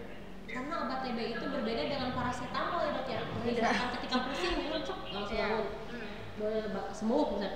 Karena ini mah minum ketika kita, wah ini jangan-jangan darah, kita pipis darah, padahal itu mungkin dari obat yang itu. Jangan khawatir ya nanti untuk masyarakat ketika ada yang sedang pengobatan gitu, yang mulai pengobatan karena masa kritisnya itu di 2 bulan atau 3 bulan pertama ya, masa berat ya. Itu besok juga nih mau puasa nih. Nah, gimana ya kapan minum obatnya? Ya ini kalau yang puasa biasanya biar kalau sahur kan waktunya terlalu mepet. Terlalu sebentar gitu. Jadi biasanya kalau saya untuk pasien-pasien TB dewasa saya ganti jadwalnya di malam. Jadi sejam setengah atau 2 jam setelah buka puasa. Jadi pasien nggak akan lupa. Habis taraweh dia langsung makan obat. Dan saya PMO-nya selain kotak HP. Ya, alarm. Alarm. Iya. Jadi mohon PMO-nya sebelum berkeluarga diri kita sendiri. Menurut Epi nih dok, kita dulu karena penyemangat Epi waktu itu adalah anak-anak. Iya betul. Lihat anak-anak masih kecil. Seperti kalau saya misalkan terus drop, siapa yang jaga anak-anak? Iya, umur saya pendek. Duh, siapa yang jaga anak-anak nih nanti? Kehilangan sosok ibu anu cerewet misalnya gitu. Berarti harus diri kita sendiri. Nah itu dok ya terkait TB anak. Jadi tetap untuk TB anak, TB dewasa salah satunya adalah kita harus menjaga imunitas kita melalui perilaku hidup bersih dan sehat dan membudayakan germas dok. Betul nggak? Germas. Semua penyakit lah ya, berdua TB saja. Semua penyakit ya karena memang gerakan masyarakat hidup sehat. Kenapa selalu digalakkan itu instruksi presiden itu nomor 1 di tahun 2016 bahwa kita harus membudayakan gerakan masyarakat hidup sehat, terutama untuk penurunan penyakit tidak menular. Plusnya satunya adalah penyakit penyakit menularnya itu TB. Karena TB itu dari sejak dahulu kala ada, bahkan tidak menurun ya dok ya? Enggak, tidak. Ya itu juga termasuk yang sering dipertanyakan sama pasien-pasien. Dok, saya nggak ada riwayat keluarga TBC, jadi dia kayak mau gitu kan. Itu harus kita edukasi lagi bahwa itu bukan penyakit yang diturunkan. Karena katanya penyakit TBC itu kutukan. Ya, ada juga yang bilang gitu. Saya sempat mendengar seperti itu dok. Bersama siswa ketika ada PEMAS, ada satu keluarga yang TBC. Ini mah kutukan katanya dok, karena neneknya juga itu TBC, cucunya TBC. Itu karena kontak erat. Nah, tadi pintunya ya dok ya, kontak erat, betul ya. Jadi kita pahami dan kita sepakati bahwa makanya sekarang dari Dinas Kesehatan, Puskesmas investigasi kontak paling penting ya dok ya. Paling penting itu investigasi kontak. Kita cari sebanyak-banyaknya suspek kasus untuk diperiksa. Tidak apa-apalah dok, tahun-tahun sekarang kita menemukan banyak kasus dengan asumsi semua kita obati sehingga di kemudian hari tidak ada lagi hidden TB. Nah, itu. Justru kalau tahun sekarang lebih bagus kita menemukan suspek-suspek ya. Nantinya kita tidak sebanyak-banyaknya, tidak apa-apa banyak yang positif, tapi kita obati sebanyak-banyaknya sehingga sembuh sebanyak-banyaknya, mata rantai penularannya insya Allah terputus. Karena efek TB ini kemana-mana untuk satu keluarga ya. Misal satu aja yang sakit, ayah yang pencari nafkah gitu, itu akan sangat berefek terhadap perekonomian keluarga tersebut. Jadi memang itulah kenapa tujuan kita untuk menyembuhkan ya, tujuan pengobatan TB menyembuhkan, mencegah penularan, mencegah resistensi, kekebalan obat tadi. Ya, itu dan meningkatkan produktivitas kan. Kalau sembuh berarti lebih produktif orang-orangnya. Jadi kembali lagi bukan turunan, bukan kutukan, tapi kontak erat ya. Kontak erat ya. Yang serumah. Makanya kenapa TPT sekarang kan kalau sebelum 2 tahun belakang ini kan pada anak aja ya dok ya, kurang dari 5 tahun. Kalau sekarang itu pada kurang dari 5 tahun, 5 sampai 14 tahun, dewasa juga yang kontak erat dengan TB bakteriologis positif. Cukup gitu ya dok ya. Oke. Ada satu lagi sambil jalan nanti ini TikTokan saja ya. Ngeri juga kalau saya sudah mendengar meningitis, saya suka gimana gitu ya dok ya. Sebagai survivor emang agak-agak berdebar ya kalau ingat-ingat lagi kan. Ingat lagi betul dok. Ya itulah pengalaman saya 2 tahun ke belakang. Ya mungkin pola hidup saya juga yang kurang sehat walaupun nakes ya. Ya itulah. Memang kalau nakes kan sangat beresiko ya. Iya, Gitu. Kita udah mau berusaha sehat pun tapi resiko tinggi gitu. Tiap hari ketemu sama kuman, bergaulnya sama kuman. Betul, Dok. Iya. Karena saya juga pas itu ditanya dulu sama dokter, "Ibu kerja di mana?" Saya di puskesmas sebagai petugas apa? Sampai mendetak. Saya petugas promkes. Nah, promkes biasanya penyuluhan. Suka kunjungan rumah, saya ketawa. Iya. Ya dok, suka kunjungan ke TB, sering dok. Nah dari sana katanya gitu. Tapi kita ya tidak menyalahkan ya mungkin APD Pengalaman hidup, pengalaman hidup. Pengalamannya. Bahkan saya sering lewat pendampingan dengan yang kalau TB yang diinjek itu setiap hari dok itu. Yang dengan streptomycin. Kalau ada di puskesmas. Iya, kalau dulu itu pengobatan TB memang ada yang dengan suntik, obat suntik. Kalau sekarang dari WHO pun semua oral sebisa mungkin. Tapi beda kalau ada efek samping obat lain, misalnya obat inti TB yang 4 ini nggak bisa masuk nih. Berarti kan ada cuma misalnya cuma 2 obat yang masuk, ya udah streptomycin yang suntik terpaksa harus masuk. Gitu. Tapi sebisa mungkin enggak. Termasuk pengobatan TB resisten obat juga TBRO juga. Kalau dulu kan ada beberapa yang suntik. Kalau sekarang semua oral. Jadi nggak ada suntik-suntik lagi. Takutnya pasien yang mau screening TB jadi takut nggak mau disuntik gitu. Padahal kan sekarang udah nggak seperti lebih banyak penolakannya. Ya, karena ya kebayang ya disuntiknya kanan kiri itu tiap hari 56 hari. Rekan saya melihat dulu Bu Pipin tuh. Ayah sahabat pasien yang disuntik, bahkan si pasiennya itu memakai masker yang khusus yang N berapa ya itu teh? N95 ya, yang khusus bagi Cuma pasien. dulu kan belum ada COVID. Belum ada COVID ya, jadi asa apa gitu mau ya.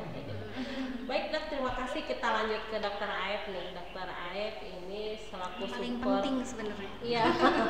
Kedua TB di Dinas Kesehatan Kabupaten Sumedang nih dok. Pertanyaan pertama, sejarahnya TB, ada TB Days gitu ya, ada TB Days itu tahun 2023 nih. Untuk sekarang ulang tahunnya 20 ulang tahun, memperingati harinya 24 Maret ya. Sejarahnya itu di awal dari mana dulu gitu dong? Dulu ditemukannya kuman penyebab TB di sini, Mycobacterium tuberculosis itu ditemukannya oleh Robert Koch, itu dokter Robert Koch itu tanggal 24 Maret tahun 1882. Tapi kalau menurut kita baca-baca ya dok, katanya emang ada juga pas mumi Mesir itu ada ditemukan Mycobacterium katanya. Jadi sebetulnya usia si TB-nya itu udah tua banget. Mungkin lebih lama ya? Iya, tapi ditemukannya mungkin karena pengetahuan terus berkembang, mulai ditemukan si kumannya itu tanggal 24 Maret 1882. Jadi sejak itu diperingati sebagai Hari TB Sedunia.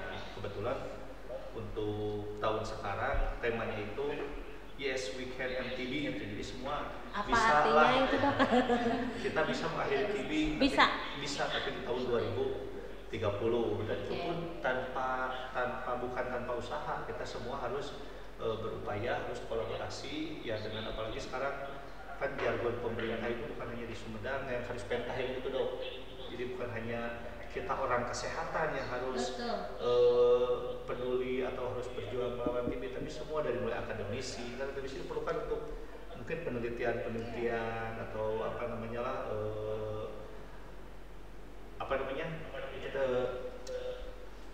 bukan survei, kalau itu penelitian misalnya resistensi obat atau obat yang terbaru. Jadi kan mutlak itu pasti akademisi yang itu di jajaran pemerintahan tidak akan bisa. Bisnis corporate juga pasti dengan CSR-nya itu mutlak harus. Terus dari community, karena community kan kebanyakan sekarang apa-apanya ada komunitasnya dok. Jadi kalau kita tidak menjangkau komunitas agak susah juga lah untuk masuk ke anggota-anggotanya. Terus apalagi pemerintah itu sudah pasti itu, karena tadi juga di awal kan sehat itu hak ajasi manusia, jadi dilindungi oleh undang-undang dan harus menjadi tanggung jawab pemerintah. Tapi tetap tanggung jawab pemerintah, tapi semua masyarakatnya harus mau. Dan kita pemerintah mau, tapi kalau masyarakatnya tidak sadar dan tidak mau, ya kenapa susah juga gitu. Intinya harus. Terakhir media juga itu mutlak diperlukan untuk penyampaian informasi yang benar tentang semua penyakit, bukan hanya TB. Jadi itu sejarah TB Day sampai sekarang. kalau saya mendengar media, Dokter Andi, saya merasa jadi tersangka. Kenapa? Karena saya di seksi promosi kesehatan. Ya. Jadi media, oh ini prokes, ini nanti. Apalagi kan tadi yang paling berat itu stigma, Dok ya. Ya. Kalau- Iya, yang masih iya, harus jadi kita mutlak ini lawan.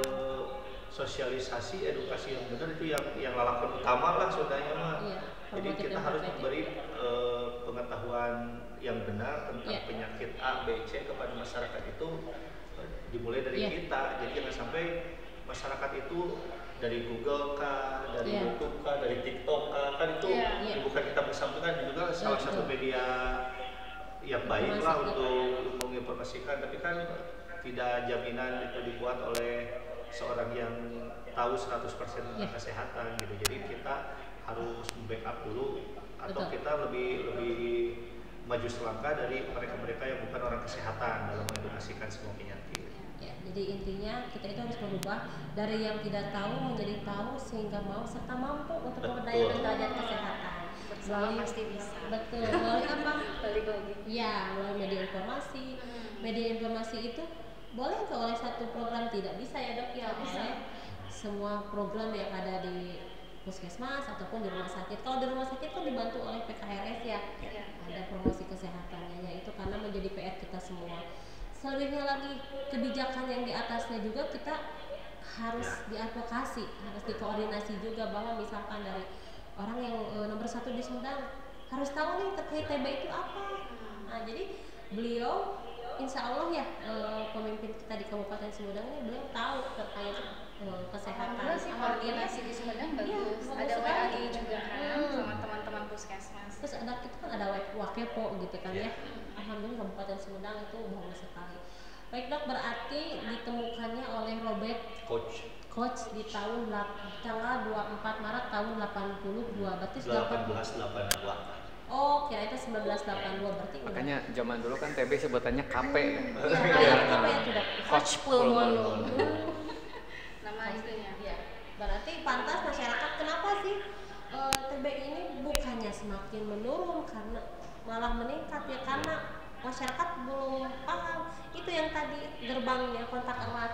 Iya, makanya Iya, dokter iya. Yana jadi TB jadi makin banyak. Iya, Nggak gitu. enggak, iya, enggak gitu. Ya itulah masyarakat ya yang mungkin tidak semuanya tahu ya terkait itu. Nah, bagaimana kondisi TB di Kabupaten Sumedang saat ini Dok di tahun 2023? Peningkatan kah, penurunan kah, atau Kalau dari data mungkin dari Indonesia dulu ya, Dok. Indonesia kan sekarang rankingnya jadi ranking 2. Asalnya 3. Saya 3. Iya. Ya, Kalau satu tahun mana itu? 2020 mah rankingnya ranking 3 setelah India, Cina, Indonesia. Kalau sekarang kita naik rankingnya jadi ranking 2. Unggul dari Cina. Ih, mantap Indonesia. Enggak mantap. Oh enggak, aku salah mungkin dia. Itu PR kita. Jadi itu PR kita, dan Jawa Barat itu penyumbang terbanyak untuk Indonesia. Tapi ya kita tidak kecil hati karena emang jumlah penduduknya juga lebih banyak. Kalau untuk Sumedang sendiri untuk dari segi kenaikan emang naik. Di tahun 2021 kemarin total itu ada 1.367 kasus yang positif. Tahun kemarin 2022 itu ada 2.485. Tapi itu harus bagus karena target kita itu 2.800 saya temukan. Soalnya kalau kita tidak ditemukan, satu orang pasien TB itu teorinya akan menularkan ke 15 orang yang sehat. Betul. Jadi kalau dari 2.800 kita ketemu 2.500, jadi PR kita itu 300. 300 itu kan kali 15, berarti tahun depannya itu sudah berapa dong? Sudah 1.500 pasien baru. Banyak lagi. Jadi nggak apa-apa lah, kita sekarang hanya salah satu program kami di Dinas Kesehatan khususnya seksi P2PM menginstruksikan ke semua program-program di puskesmas itu untuk mencari suspek sebanyak-banyaknya.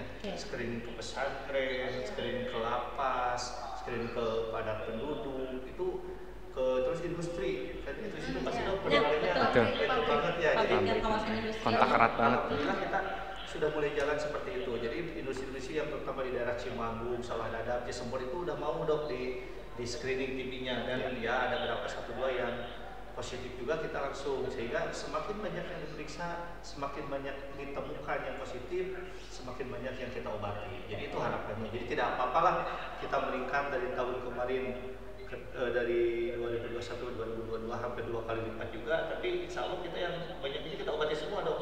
Jadi di tahun yang saya akan datang itu tidak ada lagi penularan yang 15 kali lipat. Oke. Gitu. Jadi mungkin pada intinya kondisi TB di Kabupaten Sumedang meningkat karena ya meningkat juga banyaknya penemuan kasus yang kita laksanakan. Tidak apa-apa karena kemungkinan kalau di tahun 2023 ini banyak, nanti di tahun 2025 tidak ada, Dok. Betul. Usaha kita juga tapi kan berlipat-lipat, dengan berlipatnya pasien itu usaha kita juga berlipat-lipat. Iya. Daripada sekarang sedikit tapi ternyata nanti banyak. Ya, ternyata fenomena gunung es ya. Betul. Ya. Jadi seperti kurva gitu ya. Dan sesuai dengan itu, dengan roadmap eliminasi tahun 2030 seperti itu kan. Jadi sekarang ditemukan, tapi nanti ada penurunannya, mulai ada penurunan insidensi itu mudah-mudahan di tahun 2025. Jadi tahun sekarang 2023, 2024 nggak apa-apa lah ditemukan banyak juga sehingga banyak diobati, tapi di 2025, 2026 sampai 2030 terjadi penurunannya. Nggak apa-apa lah di Kabupaten Sumedang 2023 tinggi, tapi 2004, 2025 nol. Amin. Ya amin ya, itu harus bisa ya. Insya Allah. Ya, Insya Allah perlu bisa. koordinasi juga dengan semua lintas sektor terkait, lintas program terkait. Betul. Nah, selain itu Dok, kebijakan terkait penanganan TB ini di Kabupaten Sumedang itu sudah seperti apa dan sudah sejauh mana? Insya Allah kita selalu mengikuti, karena kita kan pemerintah, jadi otomatis pasti mengikuti edaran atau tetap perundang-undangan yang dari atas kita, dari mulai Perpres 67 tahun 2021, Permenkes 67, tapi pasti kita mengikuti ke sana aja. Kalau TB itu pasti cantolannya ke Permenkes dan Perpres 67, beda tahunnya aja, 2016 dan 2021. Juga SPM, karena berdasarkan Permenkes nomor 4 2019 kan TB itu salah satu SPM ya, 12 indikator ya. 12 yang harus dicapai 100% oleh pemerintah. Jadi yang nilainya dong bukan dinas kesehatan dong. Jadi bupati lah yang nah, jadi itu. Jadi kita juga membuat peraturan turunan dari sana, ada SK Bapak Kepala Dinas. Tapi itu lebih untuk penyeragaman saja, sehingga tata laksana TB itu standarnya seperti apa dilaksanakan oleh semua puskesmas yang ada di wilayah Kabupaten Sumedang ini. Jadi mual ayalah puskesmas ini seperti A, ini seperti B, insya Allah kita harus mengikuti tata peraturan, dan soalnya obat juga sama, yang ngirim juga kita, baik itu nanti rujukan juga kan pasti sama gitu. Ada keterkaitan. Karena memang di Kabupaten Sumedang, terutama di Dinas Kesehatan, baik pun mungkin di rumah sakit, framework kerja kita itu tertuju kepada IKU dan SPM. Nah, di mana IKU dan SPM ini, SPM itu ada di 12 indikator SPM ya Dok. Salah satunya ada penemuan kasus TB. Nah, ada nggak perbunya terkait untuk penanganan TB tersebut yang khusus di Kabupaten Sumedang? Kalau Germas misalkan ada Perbunya nomor 59 di tahun 2021. Kalau khusus untuk penanggulangan TB nih di Kabupaten Sumedang, kita jadi dibuat rencana aksi daerah, sekali nanti apakah mau Perda atau mau Perbu, nanti kita lagi dalam proses. Karena Dok, kalau sudah ada Perbu, ada kebijakan dari Bupati, itu kita enak untuk melangkah. Tata laksananya juga kita kompak ya. Iya, Jadi intinya itu, manakala ada Perbu atau Perda itu, semua dinas di luar dinas kesehatan juga mau membantu dong. Iya. Jadi kekuatannya itu lebih kuat lah, sinyalnya tuh lebih segut daripada misalnya kita hanya dari Permenkes aja. Iya.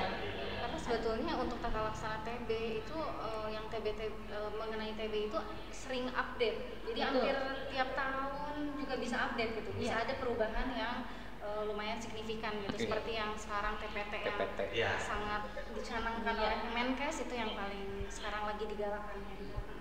Karena yang dikejar kita SPM. Iya, tapi kan dengan TPT itu kan memang kalau kita berpikir realistis ya, dengan TPT itu memang dia akan bisa menurunkan jumlah kasus. Karena kan pada pasien-pasien yang ILTB tidak jadi reaktif fisik karena sudah menerima TPT gitu ya. Setuju sekali itu ya.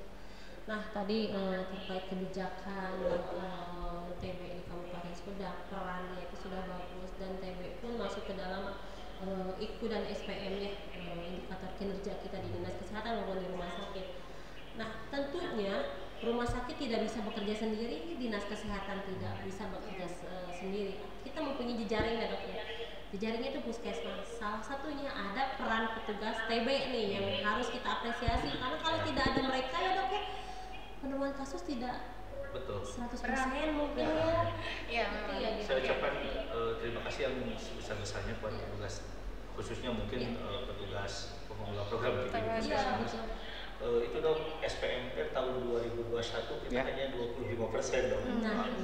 Tapi alhamdulillah tahun 2022 87%. Jadi lumayan hampir 3 kali lipat. Jadi terima kasih, dan terima kasih juga mungkin semua peran yang telah berperan dalam peningkatan SPM ini, dari mulai kader, kan ada kader yang tadi investigasi kontak. Jadi satu kontak investigasi ada berapa yang kontak erat dengan pasien tersebut, kirim untuk diperiksa, terus juga mungkin dari petugas promkesnya, petugas caseling-nya, karena TB dan caseling itu pasti berhubungan erat. Dan kita harus dilihat, manakala satu orang apalagi satu keluarga menderita TB, lihat rumahnya seperti apa ventilasinya, ada cahaya yang masuk tidaknya. Jadi mutlak semua pihak kita harus apresiasi dalam penanganan TB ini.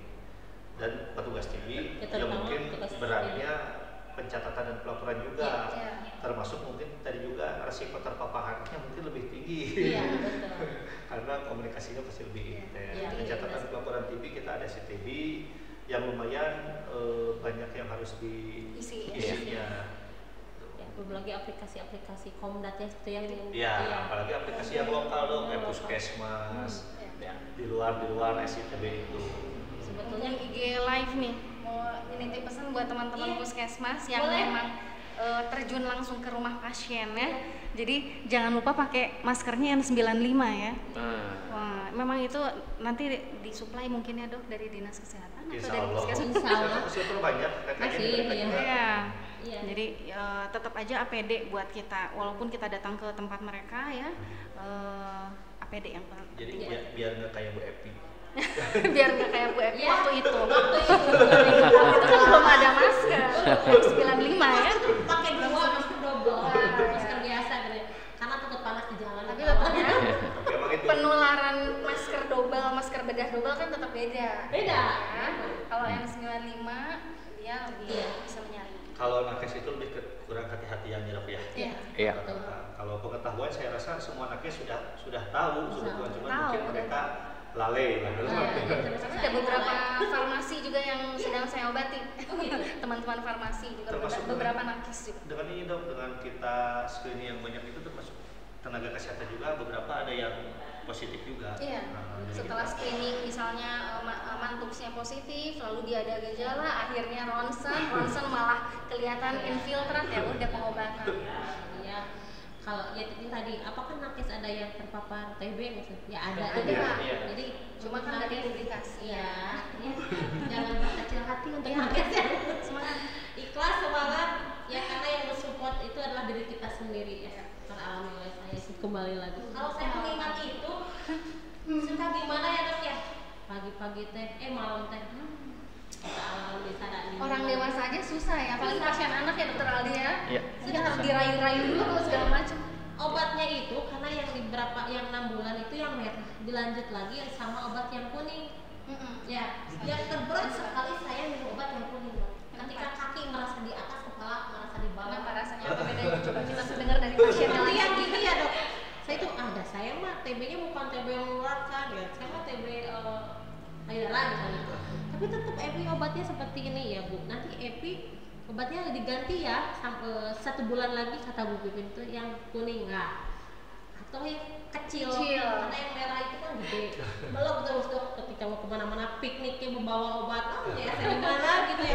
Ketika berganti ke obat yang kuning seminggu, 2 minggu, 3 minggu. Nah di minggu ketiga itu bangun tidur itu kan saya minumnya malam. Ini kepala Epi di mana? Bener saya jujur ini kepala di mana ya? Saya kepala di mana? Kaki di mana? Kayak yang gak tahu efek obat, gak tahu yang pemikiran Epi yang mungkin negatif atau gimana. Ini kaki di mana ya? Saya nggak kerja. karena kalau kerja saya pasti nggak bakal fokus ke Tapi itu aman sampai selesai nggak diganti obatnya? Enggak, alhamdulillah enggak. Berarti mungkin itu awal-awal adaptasi dengan obat baru. Yang kuning itu 2 bulan. Nah, detik-detik di akhir mau beres pengobatan, minum terakhir, saya merasa seperti itu lagi karena nggak tahu seperti mungkin ya pikiran yang kurang baik mungkin ya. 2 hari lagi saya tamat ini beres ini enggak. Mau di diskon dulu 2 hari gitu. Karena pada waktu itu teh pas COVID itu adanya di Maret ya, tanggal 13. Iya. Ya, itu beres pengobatan itu Maret dok. Beres pengobatan itu Maret. 2 hari lagi, udah bisa nggak sekaligus ini 2 hari? Kayak bukan orang nakes aja. Saya udah gimana? Udah lelah gitu dok. Maka itu 2 hari lagi, udah lelah minum, paksain. Besoknya lagi saya konsul lagi ke dokter. Bu, tambahin lagi obatnya 1 minggu. Wah, ya Allah. Nah, Dalam lagi seminggu. Iya. Tong saminggu 2 ribet kan keresan saya waktu itu konsen saja saya periksa lagi semua dites lagi ke lab yang di Bandung mau diperiksa semuanya aja dok saya ingin lihat kondisi bakteri yang ada di payudara saya datang ke dokter di USG Bu ini mah udah menjengar kemana-mana kaget gak saya harus dioperasi katanya jadi akarnya berkembang biak ya bingung saya pulang lagi ke dokter sambil nyetir sendiri siun kono kumur di jalannya sambil nyetir pas nyampe dipanggil saya kebetulan pasien pertama dok kata dokter USG hasilnya saya itu bakteri yang ada di dalam payudara saya itu udah bercabang kemana-mana dokter Maman cukup ketawa begitu wae dok tapi perlu dioperasi itu teh yang tadinya segini pecah karena Bu Epi rutin berobat Ya seperti TB kelenjar jadi gitu. Kalau Jadi minum obat biasanya dia akan udah tinggal minum vitamin 2 minggu insya Allah sembuh merdeka dok saya justru obat itu menyembuhkan. Iya merdeka alhamdulillah dan saya itu lulus minum Alhamdulillah ya, survivor berarti ini satu Alhamdulillah. survivor. Kalau bilang kata masa nakes masa nakes drop ya saya manusia biasa ya drop ya sama ya seperti itu ya dok ya itu hanya menceritakan pengalaman saja ya. Nah dok ini untuk kendala nih tadi udah peran petugas TB seperti apa kendala yang dialami oleh petugas TB yang selama ini yang mungkin curhat lah ke dokter Aep itu kendalanya itu ya mungkin kalau kendala ada yang kendala secara global untuk program TB dok untuk program TB itu yang pertama tadi underreporting dok jadi kita belum bisa menjangkau ke semua tenaga kesehatan yang ada di Kabupaten Sumedang apalagi yang swasta apalagi yang dokter spesialis pun jadi kita agak susah untuk mengakses data laporan dari klinik-klinik tersebut lah dari sehingga mungkin angka yang tadi saya sebutkan 2.500 itu angka yang masuk dalam SITB kenyataannya mungkin lebih tapi harapan kita mudah-mudahan seperti itulah jadi sehingga lebih banyak yang sembuh lagi terus yang kedua mungkin stigma itu kendala yang utama itu stigma sehingga masyarakat yang tadinya mau memeriksakan diri mau berobat karena takut distigmakan oleh tetangganya oleh saudaranya menjadi mundur lagi untuk diperiksa sieun dianggap naon sieun budak urang teu diajak main seperti itu jadi masih ada stigma yang kurang baik untuk penderita TB ini sehingga itu tugas kita semua lah untuk membongkar stigma itu kalau stigma sudah bobo saya rasa penanganan ke depan akan lebih mudah lagi. Perlu adanya kolaborasi ya kendala lain yang mungkin obat dan alkes kadang ada keterlambatan tapi insya Allah lah untuk yang obat terapi TB sebetulnya tidak terlalu sering kurang tapi yang tadi dok program yang kedua TPT jadi TPT kita menggembor-gemborkan tapi manakala ada pasien yang udah mau udah siap obatnya belum ada nah itu juga salah satu yang dikeluhkan oleh mereka terus masyarakat pengetahuannya ya mungkin itu umum lah bukan hanya buat TB pengetahuan tentang penyakit TB tentang penyakit-penyakit yang lain sehingga manakala dia merasakan gejala-gejala yang seperti TB itu bukannya berobat ada tetangga kita juga apa tetangga kita juga ini masih ada yang mendengar dari tetangga atau mungkin sekarang dari online kira itu mah gejala penyakit apa. Jadi ya mungkin salah satu yang harus kita masifkan tuh edukasi kepada masyarakat. Terus pergantian petugas juga, itu yang klasik ya, petugas diganti tanpa ada serah terima dari petugas sebelumnya. Terus untuk penegakan diagnosis kan TCM, nah itu juga TCM di kita untuk tahun kemarin masih sangat terbatas, sehingga kita masih mengcombine antara TCM dengan BTA. Tapi alhamdulillah untuk tahun sekarang kita bertambah 4 lagi, jadi sehingga untuk TCM ada di Jatinangor, ada di situ, ada di rumah sakit, ada di Wado, ada di Rancakalong, ada di Haurmombong, ada di Cimalaka, dan ada di Pasek, sehingga ada 8 dok. Walaupun udah 8 ya, 8 udah jalan semua, insya Allah udah pelatihan semua. Jadi rujukannya kita mapping lagi dok untuk rujukan TCM. Tapi TCM yang 8 itu ada permintaan juga dari program HIV dan hepatitis, sehingga harus bisa memeriksa viralon, harus bisa screening hepatitis C, jadi kita akan bagi-bagi lagi lah. Tapi secara kuantitas alhamdulillah sudah ada penambahan. Kita terima kasih kepada pemerintah daerah. Jarang-jarang pemerintah daerah yang mau mengadakan alat TCM, soalnya lumayan hampir 600 juta itu satu alat. Jadi tapi Kabupaten Sumedang kemarin membeli 2 tahun kemarin, jadi kita apresiasi lah. Terus petugas program banyak yang double job. Jadi pegang program TBI ya, HIV juga iya, biasanya PTM, mending yang masih satu rumpun lah, insya Allah itu kita agak enak. Kalau misalnya TB, HIV, malaria, DBD itu masih ada di ya penyakit menular, itu yang udah patogennya TBI ya, PTM ya, atau misalnya rujukan ya, itu lumayan untuk beliau itu merasa lumayan berkeberatan lah. Jadi kita sudah sudah edukasi, bukan edukasi sih, berkolaborasi, udah komunikasi dengan kepala puskesmas. Mudah-mudahan untuk program-program yang SPM itu tidak didobel, mungkin khusus untuk program-program yang SPM, dan nanti untuk tahun sekarang kemungkinan besar akan di SK-kan oleh Bapak Kepala Dinas. Kalau kemarin kan SK-nya dari Kepala Puskesmas ya, kalau sekarang biar lebih melekat lagi, baik tanggung jawab maupun apanya akan di-SK-kan langsung oleh Bapak Kepala Dinas Kesehatan. Yang terakhir ya mungkin tadi kolaborasi dengan pihak swasta yang belum bisa berjalan. Kita sebetulnya sudah melaksanakan pertemuan KOPI-TB, koalisi organisasi profesi juga sudah ya? Ya, itu KOPI-TB itu, dan DPPM yang public private meet itu. Jadi kita sudah melakukan pertemuan awal, tapi belum kita tindak lanjuti. Insya Allah mungkin di tengah tahun kita akan pertemuan kedua untuk pembagian peran masing-masingnya itu biar lebih terasa dok. Jadi dari Bu Epi, PPKMI, apa peran yang harus dan wajib dilaksanakannya apa, dari IAI-nya apa, dari PDGI-nya apa, dari PPNI-nya apa. Jadi itu mudah-mudahan kita bisa bekerja sama lebih intens lagi, sehingga program pengentasan TB atau tujuan eliminasi TB di 2030 itu mudah-mudahan bisa tercapai. Itulah kendala-kendala yang mungkin dirasakan oleh kami dan petugas program di puskesmas seperti itu. Tapi kebanyakan petugas TB itu perawat ya dok ya? Perawat hampir kan. Nah, kalau misalkan di luar non medis gitu ya mungkin beda gitu cara gimana, maksudnya kalau misalkan SKM memegang sebetulnya kalau disebut bisa saja ya mungkin bisa, tapi lebih baik sih perawat medis perawat, ataupun kalau nggak juga minimalnya bidan lah. Jadi lebih tahu tentang medis klinis ya, ke arah klinis ya. Mungkin apa yang tadi dibicarakan oleh Dr. Ali bahwa klinisnya ya, untuk dari penanganannya kalau misalkan dari SKM ataupun casting itu ke arah promotif dan preventifnya.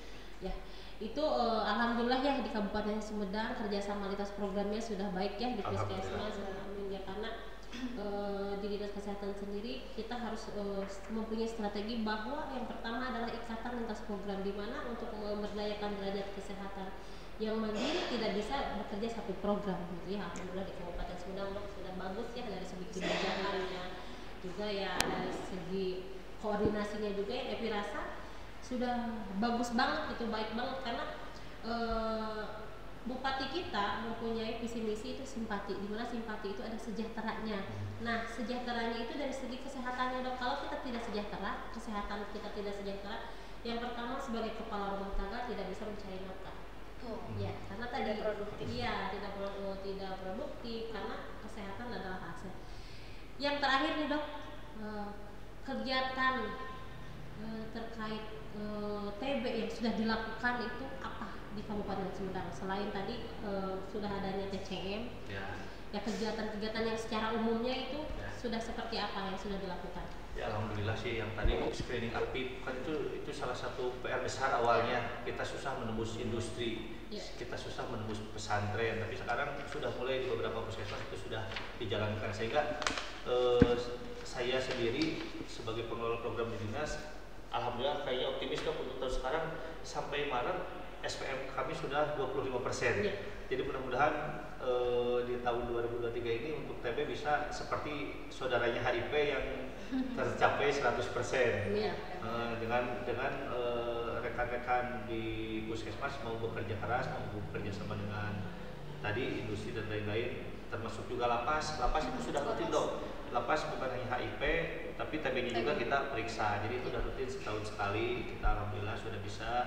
TCM tadi sudah ditambahkan dan kita juga sudah minta lagi dok ke Dinas Kesehatan Provinsi permintaan 2 tambahan lagi TCM. Mudah-mudahan ya minimalnya kalau tidak 18 juga 12 lah TCM yang ada di Sumedang sehingga tidak antri untuk pemeriksanya itu tidak terlalu lama sehingga ditakutkan apa karena kalau terlalu lama menunggu sampelnya itu sudah tidak berkualitas lagi keburu rusak ya. Terus kolaborasi juga dengan PT Pos dengan Sintrasnya. Jadi kalau dulu dikirim PT Pos Indonesia jadi pengiriman sampel itu karena kan tadi yang memeriksa ada di 8 tempat. Jadi yang dari Surian, yang dari Tomo dikirimnya itu via pos, jadi tinggal menghubungi. Ada kita grup WA tersendiri yang di dalamnya ada bapak posnya. Jadi kita udah ini ada sampel yang dari mana, jadi nanti PT Pos yang ngambil. Karena memang daerah di Sumedang kan juga sangat banyak yang sulit terjangkau. Betul. Jadi beban untuk petugas puskesmas mudah-mudahan sudah mulai berkurang. Kalau dulu kan meriksa nganter sampel semuanya. Jadi itu sudah jalan Sitras namanya, jadi kolaborasi dengan PT Pos. Terus ada pendampingan input data karena yang tadi ada reporting itu banyak. Jadi kemarin di 2 bulan akhir tahun itu kita ada bala bantuan yang mengentry data-data pasien yang belum dientry ke SITB. Jadi alhamdulillah itu sudah itu juga pertemuan lintas program dan organisasi profesi walaupun mungkin tinggal dilanjutkan tapi minimal letak dasarnya sudah kita laksanakan. OJT tata laksana TB dan Polidot ke rumah sakit swasta kan kalau dulu mah baru rumah sakit umum daerah saja, sekarang udah Pakuan juga udah mulai ada TB-dot, terus Harkal juga. Kita itu harusnya beruntung baru 3 rumah sakit. Kalau ada 10 jadi kayak apa juga kita malu lah batur yang banyak rumah sakitnya juga sudah kaudah namanya orang tilu kita suka malu gitu di Kabupaten Sumedang. Jadi alhamdulillah itu sudah kita realisasikan, semua rumah sakit swasta sudah membuka polidotnya dan kita sudah OJT dan kader juga itu dengan kader Pena Bulu alhamdulillah sangat membantu untuk investigasi kontak. Tanpa keterlibatan kader itu saya rasa susah untuk men-screening atau menemukan banyak kontak erat. Jadi alhamdulillah kader Pena Bulu sudah sangat membantu kami dan membantu petugas program di puskesmas untuk mengirimkan sebanyak-banyaknya yang kontak erat dengan satu penderita. Jadi tinggal sekarang si petugas TB-nya itu ngasih indeks kasusnya. Ada grupnya juga.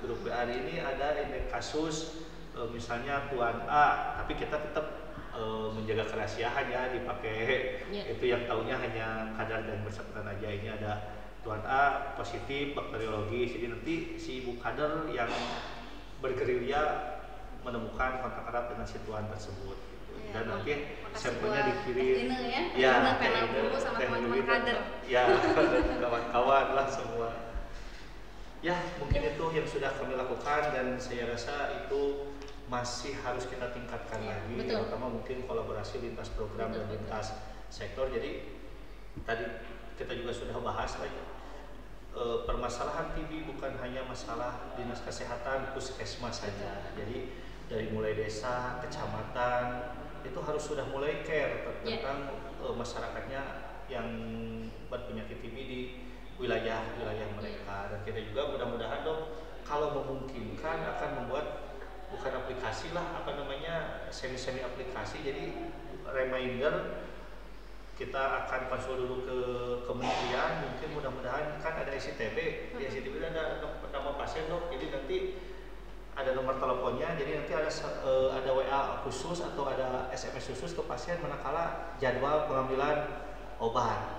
Jadi bila mungkin ke pemerintah daerah dok, jadi bahwa di kecamatan ini ada sejumlah 6 orang penderita TB dengan nama Tuan A, Tuan B lah inisial. Jadi kalau disebutkan nama itu mau tidak bisa, kita ada kerahasiaan. Jadi, tapi kalau inisialnya saya rasa bisa lah, tapi kan itu bukan dikonsumsi buat semua juga, hanya untuk pemangku kebijakan. Betul. Sehingga mereka juga lebih ngeh kan biasanya kalau sudah ada di Pampang mah kayak kemarin COVID. Kecamatan ini berapa, kecamatan ada persaingan tersendiri antar mereka dari baik Pak Camatnya, kepala desanya. Jadi wah ketika tinggi di kecamatan. Iya, seperti itu. Mudah-mudahan harapannya seperti itu. Tapi kita juga harus berkonsultasi dulu dengan, karena ini aplikasinya bukan lokal, ini aplikasi buatan kementerian. Jadi mudah-mudahan bisa terrealisasi lah. Gitu.